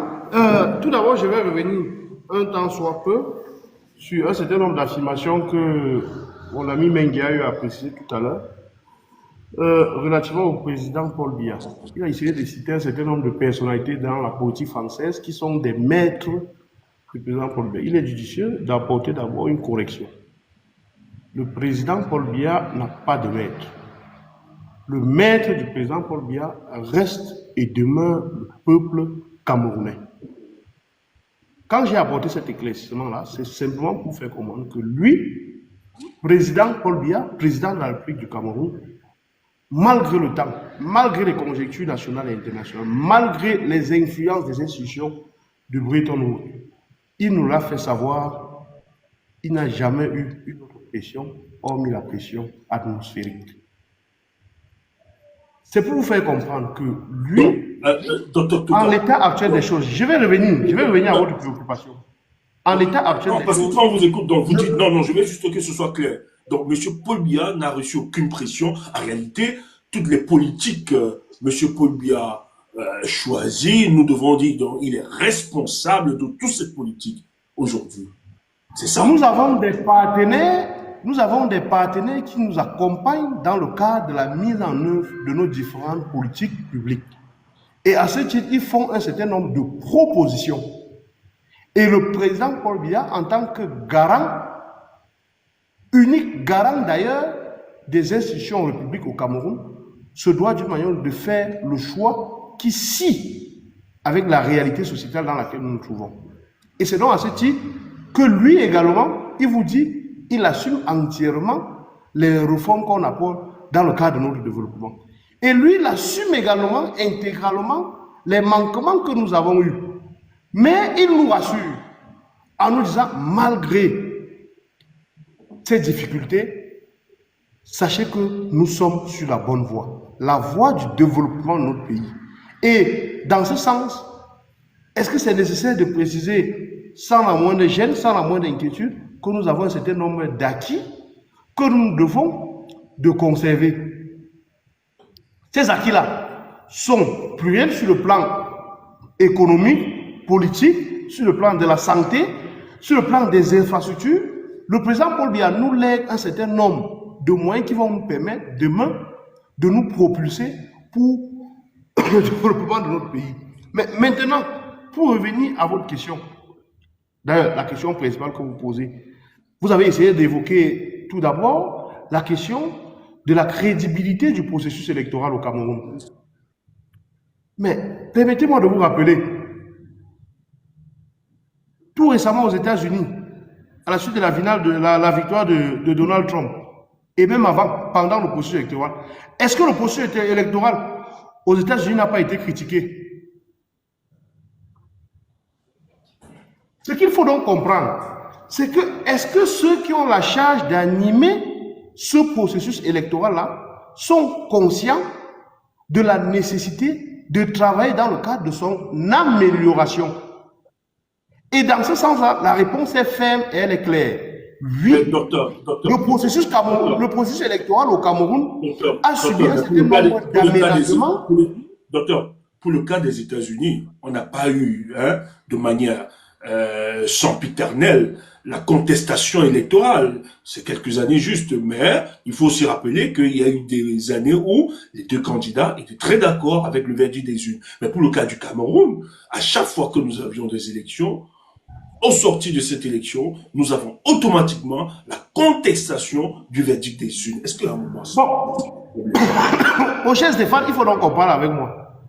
Qu'en l'état actuel des choses, est-ce que vous avez suivi M. Mengue évoquer encore une question relative à la contestation du précédent processus électoral?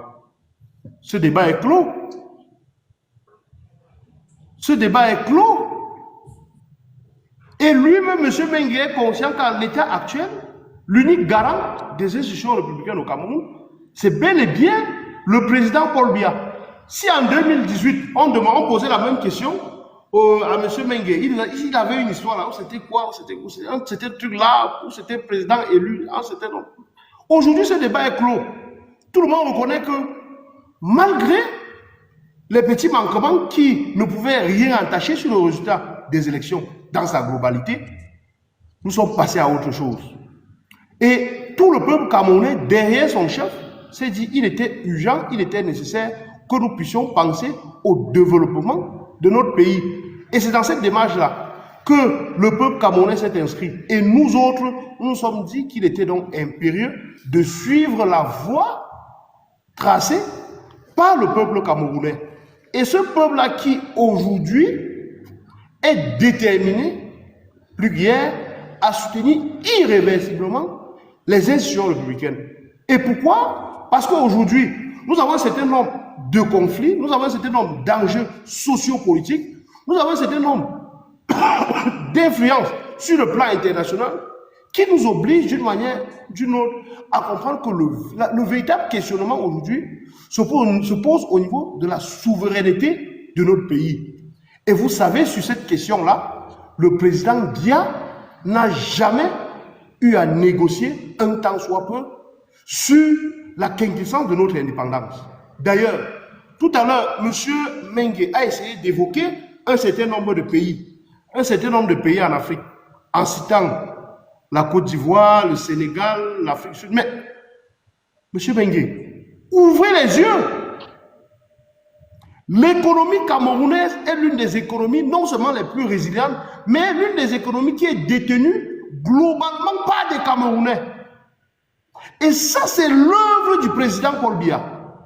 Et que nous vous invitons à accompagner irréversiblement dans cette logique-là. Est-ce que vous me comprenez un peu? Quand on veut peut-être prendre le plan économique au Cameroun, qui peut nous dire aujourd'hui que tout Camerounais ne se lance pas dans quel domaine? Dans tous les domaines, les Camerounais sont des acteurs majeurs. Allant aujourd'hui du domaine du pétrole, de l'exploitation des fers, des minéraux, on peut citer une multitude de Camerounais qui sont dans ces domaines et qui sont des acteurs majeurs. C'est bien évidemment l'œuvre du président Paul Biya. Et c'est une fois de plus l'un des artificiers de la résilience de cette économie-là. Et en faisant confiance aux Camerounais, cela nous a permis, avec le temps, de construire une stabilité globale sur le plan économique. Et c'est pourquoi, même les bailleurs de fonds, le président Paul Biya l'a bien rappelé tout récemment, lors de son discours du 31 décembre 2024, que même les bailleurs de fonds sont d'une manière reconnaissants sur le fait que l'économie camerounaise, malgré les turbulences, malgré les influences, malgré même le contexte sociopolitique que nous traversons, dans les régions du nord-ouest et du sud-ouest, nous sommes restés debout. Et le peuple camerounais, avec son chef devant, est resté debout et est resté conscient des enjeux liés à son développement. C'est donc dans cette démarche-là que nous inscrivons. Nous inscrivons dans la continuité, mais dans une continuité qui nécessite une certaine forme de réaménagement, de réforme, pour pouvoir donner un peu plus de crédibilité à l'action du chef de l'État. C'est dans cette démarche-là que nous avons décidé de nous inscrire et nous pensons que le peuple camerounais, dans sa globalité, est avec nous. Et d'ailleurs, c'est l'occasion pour nous d'attirer, mon cher Stéphane, c'est l'occasion pour nous d'attirer l'attention de nos frères.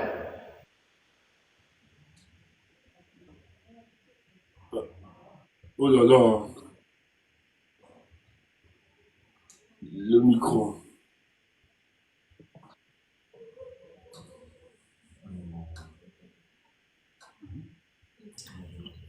C'est l'occasion donc pour nous d'attirer l'attention des Camerounais de la diaspora que nous avons une multitude d'opportunités qui sont sur la table. Le Cameroun est un pays en pleine construction. Rassurez-vous, je suis dans une ville qui a plus de 400 000 habitants, que par ailleurs je suis adjoint au maire. Mais rien que le niveau des constructions dans notre ville nous pousse à comprendre que malgré les difficultés conjoncturelles que nous cessons d'évoquer, le Camerounais se bat pour pouvoir rester debout. Et c'est pourquoi c'est l'occasion pour nous d'appeler un temps soit peu les investisseurs, à la suite bien évidemment du président de la République, de retrouver le Cameroun pour qu'ensemble nous puissions faire de cette République une République exemplaire. Voilà en fait le contenu du message que j'ai passé aujourd'hui. Merci. Merci. Oui, Monsieur Mengue, il a chuté, c'est vrai qu'il a chuté, il a énuméré aussi d'autres questions, la question de la souveraineté, hein, si vous voulez rebondir dessus, vous avez largement le temps, et aussi la question de, en tout cas, vous avez chuté aujourd'hui, vous avez fini par le processus électoral pour le cas du Cameroun, mais lorsqu'il développait, il a convoqué la notion de souveraineté et d'indépendance de notre État, qui est aussi l'une des grammaires utilisées par les fidèles ou bien les camarades de M. Paul Biya, qui le rappellent tout le temps que M. Paul Biya, on peut lui reprocher tout, mais on peut quand même l'apprécier comme président qui résiste à la prédation internationale. Moi, je vais vous écouter sur cet avis. Je vous ai fait comprendre que le docteur Toukam est un adepte du griot.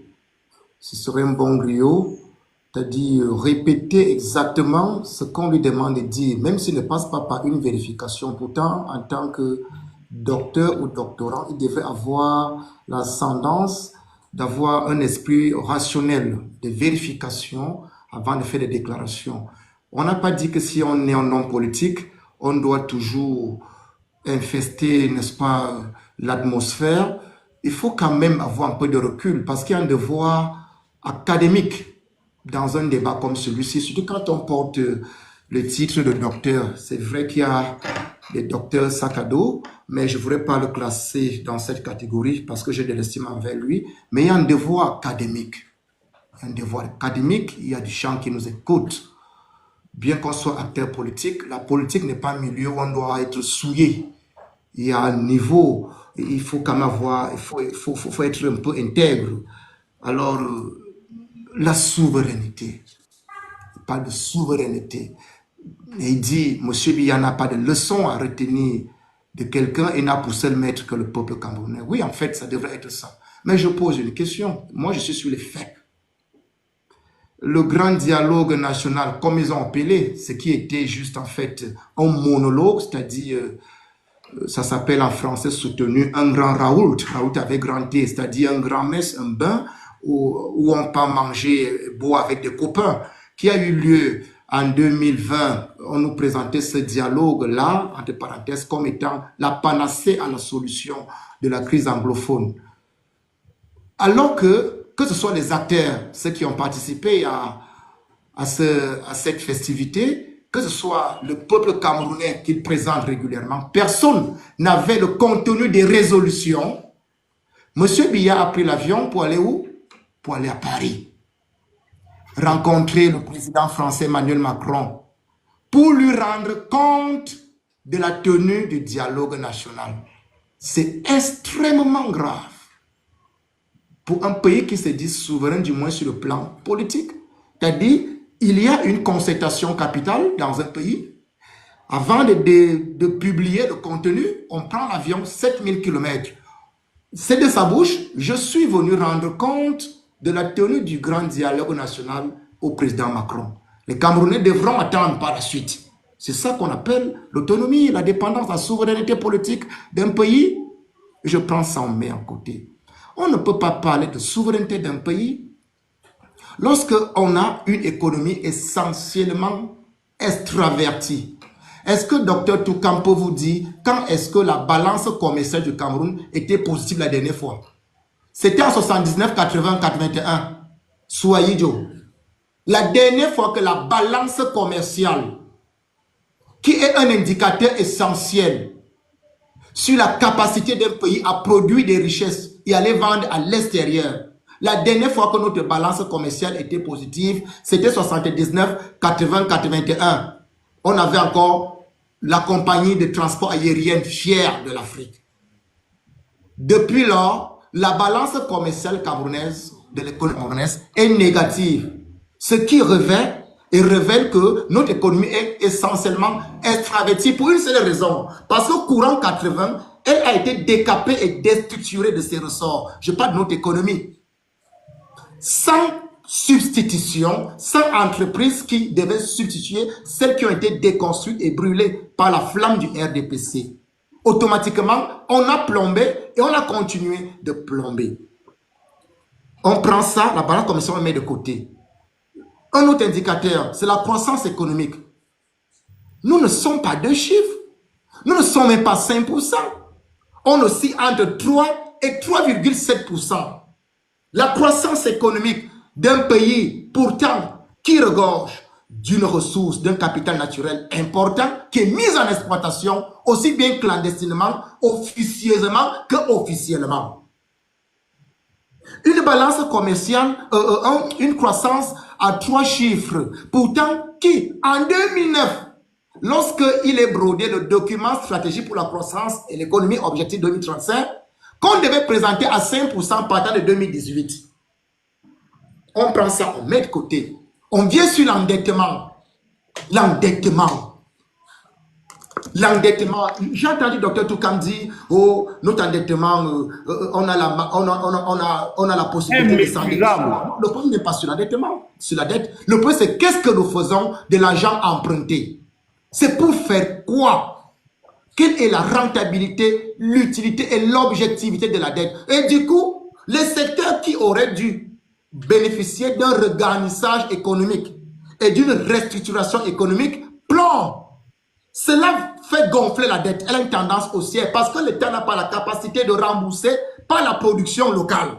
L'économie structurellement étant plombée. Vous comprenez? Tous ces indicateurs-là font en sorte que le Cameroun n'est pas une assise économique importante pour être un pays économiquement autonome.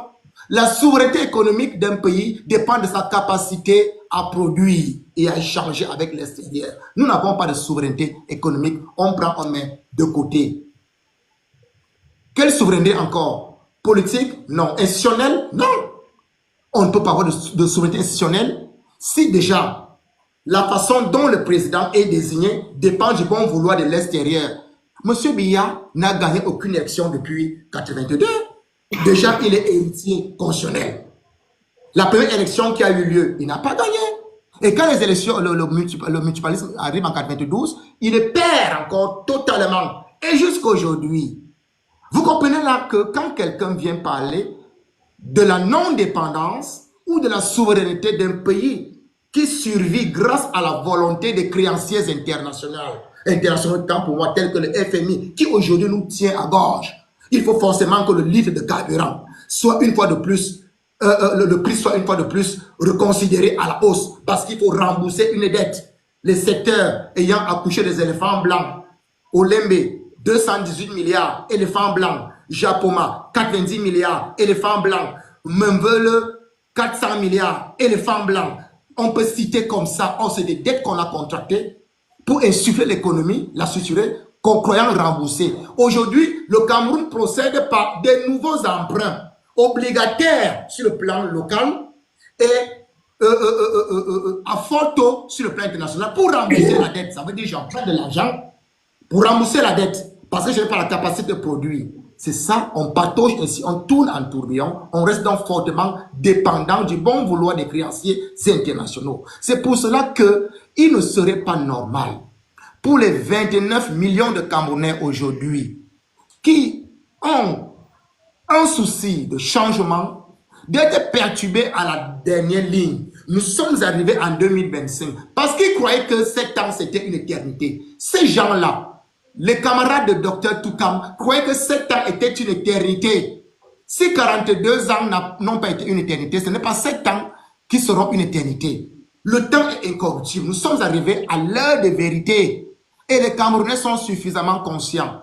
Il faut remercier les initiatives que vous prenez. Il faut remercier les médias. Il faut remercier ceux qui maintiennent en état d'éveil la conscience collective qui doit se constituer en front commun. Parce que chaque Camerounais va dire non à ce système. Il ne faut pas seulement dire non à l'Ombia, il faut dire non à l'Ombia et au système BIA. Car le loup n'accouche que le loup. Aucun rejeton du RDPC venant de M. Biya n'a droit de citer en tant qu'homme politique dans ce pays en 2025 aux élections. Il faut rompre avec ce système. C'est les élections de la rupture. C'est une révolution pacifique dans les urnes qui s'impose. Et nous sommes arrivés au niveau où c'est indigeste. Vous avez suivi aujourd'hui, sous ces derniers temps, la sortie d'une partie du clergé libéral. Le clergé libéral, je ne parle pas du clergé conservateur, le clergé conservateur qui joue les petits soutiens, mais il y a un clergé libéral qui vous dit que mieux vaut le diable d'abord que de voir M. Biya ou son rejeton revenir au pouvoir. C'est pour dire qu'on en a ras-le-bol. Docteur Toukam, ravisez-vous, vous n'êtes pas obligé de jouer les louanges de quelqu'un qui a eu du mépris envers le peuple et envers la jeunesse que vous représentez. Vous n'avez aucune contrainte, vous n'êtes même pas obligé de le soutenir. Je dis, soyez en connectivité avec votre conscience, parce que quand vous allez dormir tout à l'heure, vous aurez un rappel de conscience de qu'est-ce que j'ai même dit comme ça.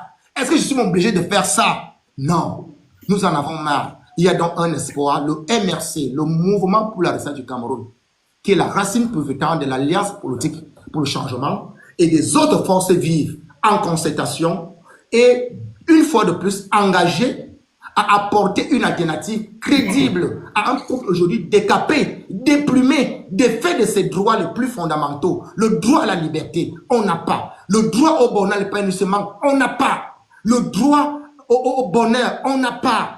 Tous ces droits-là, avec une certaine ruse, ont été décapés aujourd'hui. Nous sommes exposés. Donc, nous n'avons pas... On a beaucoup pleuré, mais nos larmes doivent être transformées en victoire. Et nous savons que les Camerounais sont avec le son de la Renaissance. Merci, M. Mengue. Merci. Oui, Dr Kouta, nous sommes arrivés au terme de notre émission. Vous allez dire un truc, M. Mengue aussi, vous allez conclure... On vous donne, oui, Docteur Landry, oui, on vous donne votre temps de parole. Et dans ce temps de parole, vous allez conclure. Et on va donner 1 minute à M. Mengue aussi de conclure. Allez-y. Ok, merci bien, mon cher Stéphane. Ce fut un plaisir déjà pour une première fois. Merci. Vraiment, merci pour moi. Hein. Merci d'avoir accepté cette invitation. C'est pas évident. Merci pour votre courage et cette audace. Merci vraiment. Bon, rassurez-vous que nous sommes un État démocratique et à ce titre-là, nous devons de contribuer au raffermissement de cette démocratie-là. Ça ne peut que se passer à travers ce genre d'émission que nous encourageons. Mais maintenant, pour conclure, je vais vous dire une chose. Globalement, dans l'émission, vous allez constater que M. Mengue, qui peut-être ne me connaît pas, qu'on n'a pas encore eu la chance de se rencontrer, a essayé d'utiliser un certain nombre de propos pour mobiliser les réseaux sociaux, c'est-à-dire dire griot, dire ceci, lancer un certain nombre de choses pour, entre guillemets, se faire voir. Mais sauf que là, je vais rappeler à M. Mengue que je suis un homme politique averti. Vous avez constaté que j'ai refusé d'entrer dans votre jeu. Et je suis resté focus sur l'objectif pour lequel nous sommes ici. Parce qu'au début de l'émission, j'ai dit, nous sommes là pour accompagner les Camerounais à participer au jeu politique. Et à ce titre-là, pendant cette émission, je n'ai cessé de vous rappeler, M. Mengue, que nous avons un certain nombre d'acquis que nous devons conserver et qu'à côté de ces acquis-là, nous avons un certain nombre de manquements et que le chef de l'État lui-même reconnaît ces manquements-là. Et qu'à ce titre-là, tout est mis en œuvre et tout sera mis en œuvre les jours à venir pour se rassurer que les problèmes de gouvernance dans la globalité au sein de notre pays puissent avoir un certain nombre de corrections, voire de correctifs. Maintenant, pour l'élection présidentielle qui n'est plus lointaine et qui est déjà certaine d'ailleurs, je vais rappeler une seule chose. Le peuple camerounais dans sa globalité doit décider d'être du bon côté de l'histoire. Et être du bon côté de l'histoire, c'est soutenir d'abord la République, les institutions républicaines et bien évidemment ceux qui incarnent ces institutions républicaines. C'est dans cette logique-là que nous devons de dire aux uns aux autres que, en l'état actuel des choses, vu les difficultés que nous traversons, liées à la conjoncture nationale et internationale, le candidat Biya, le président Biya, qui demain bien évidemment sera candidat, reste le meilleur risque. Mais, à côté de ce paramètre-là, le président lui-même l'a dit, il y a une certaine nécessité d'entrevoir une certaine transition générationnelle. Et nous nous inscrivons totalement et entièrement dans cette démarche. Maintenant, pour conclure, je vais rappeler à M. Mengue et bien évidemment aux autres auditeurs que M. Mengue a dit il est urgent que le système politique camerounais, dans sa globalité, puisse dégager. En sciences politiques, je vais simplement te rappeler que M. Mengue, le système politique camerounais dont vous faites allusion, quand on fait partie intégrante de ce système politique camerounais-là. Si au moins vous avez pensé au régime, parce qu'il est parfois judicieux de faire le distinguo entre le régime et le système, on devrait encore vous comprendre. Mais quand vous dites que le système politique doit dégager, c'est y compris avec le professeur Maurice Kamto, qui est un enseignant que nous avons une estime particulière. Mais sur le plan politique, il va comprendre que toutes les fois qu'il sera en face de notre champion, il sera simplement battu au sein d'une élection libre et transparente. D'ailleurs, rassurez-vous déjà, tout est mis en œuvre au Cameroun pour que l'élection 2025 puisse être non seulement libre, mais surtout transparente pour que vive la démocratie au Cameroun, vive le président de la République, son excellence Paul Biya, et bien vive le Cameroun, un et indivisible. Je vous remercie. Merci, docteur. Merci. Oui, monsieur Mengue, nous allons conclure avec vous. Vous allez affronter le candidat Paul Biya parce qu'il se bat pour que l'élection soit libre et transparente. Je suis de ceux qui restent un peu réservés sur l'éventualité de la candidature de M. Biya. Ça, je vais peut-être vous surprendre. Je suis l'un des Camerounais qui reste encore un peu réservé parce que je n'ai pas la certitude que M. Biya sera candidat. C'est chacun qui sait comment il dort sur son lit, comment il se lève le matin, comment il marque les pas. Ce monsieur-là, il a le poids de l'âge. Qu'on ne se moque pas de lui. Qu'on ne se moque pas de lui. Vous voyez même comment lui-même est réservé. C'est-à-dire, il avance un peu. Il ne fait pas de déclarations allant dans ce sens de manière objective. Donc, moi, je dis, le RDPC a encore un peu de temps pour trouver un candidat. S'il veut survivre et avoir une crédibilité, aux élections 2025. Quant à ceux qui pensent que M. Biya sera candidat, moi je préfère être pessimiste et je doute. Et peut-être par la suite, vous allez comprendre pourquoi moi je doute. Et ils sont nombreux à douter. Lui-même il doute. M. Biya lui-même doute du fait qu'il puisse être candidat. 11 mois ou 10 mois pour M. Biya, c'est comme lui demander de faire 10, 15 ou 20 autres années. C'est très long pour lui. 11 mois, je vous dis, c'est très long pour lui. Quand il regarde que dans 11 mois, là, on me demande d'être candidat, de participer à une élection présidentielle, c'est pour en faire quoi le lendemain? Disons, il est élu le 8 octobre 2025. Le 9, c'est pour en faire quoi? Lorsque M. Biya a été, entre parenthèses, réélu en 2018, 3 mois. Il n'a fait que 3 mois. D'octobre en février. Février, il délègue la signature. Le dernier conseil des ministres, cher Stéphane, C'était une date conclusion. de mars Si vous voulez, on revient sur le 2019. départ. Je vous parle Monsieur des Bengue. actes constitutionnels d'un chef d'État opérationnel. Le dernier conseil des ministres date de 2019, mars tout au plus. Le dernier conseil le dernier conseil Monsieur Mengue, le dernier décret à la présidentiel magistrature du chef de suprême l'État date de 2 jours. de mai 2019. Voilà les actes présidentiels constitutionnels. Il a manqué à tous ces actes il y a 5 ou 6 ans. C'est pour vous dire qu'il n'est plus avec nous. Donc, prétendre qu'il soit candidat dans 11 longs mois pour que le 9, il dise oui, j'ai gagné, ou le 10, moi, vraiment, ne nous moquons pas de lui. Attendons le candidat du RDPC, s'ils en auront un. Mais quant au MRC, nous, on a notre candidat, le professeur Maurice Kamto. Le RDPC n'a pas encore de candidat. Il n'a pas de candidat. Merci. C'est vrai que pour les élections. Merci, M. Bengue. Merci. Nous sommes arrivés au terme de cette émission. Oui, merci vraiment, Dr. Lantoukam. Merci. Nous avons apprécié vraiment ce débat dans le respect mutuel, hein, bien évidemment. Ça a été comme voulu. Et nous disons merci à tous les téléspectateurs, merci à tous ceux qui ont protégé cela.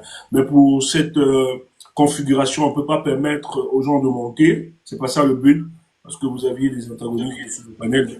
Ici, il ne s'agit pas de permettre à qui que ce soit de monter.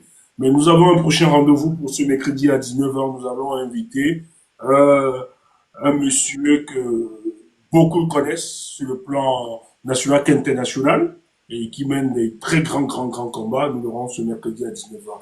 Donc, merci de vous avoir vu et nous espérons que les prochaines invitations, M. Mingue, vous serez toujours disponible. Dr. Landry Tokam, merci pour cela. Demandez aux amis de l'ADPC de venir. Nous sommes là pour débattre, évidemment. Et je salue vraiment ce courage parce que certains essayent de reculer.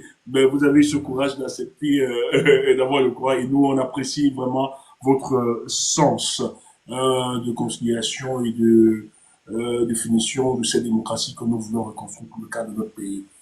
Bonne soirée, portez-vous bien, que le meilleur pour cette année à chacun de nous et que tout se passe dans la paix et rien que dans la paix les prochaines échéances électorales. Merci et bonne soirée. Merci les amis. Okay.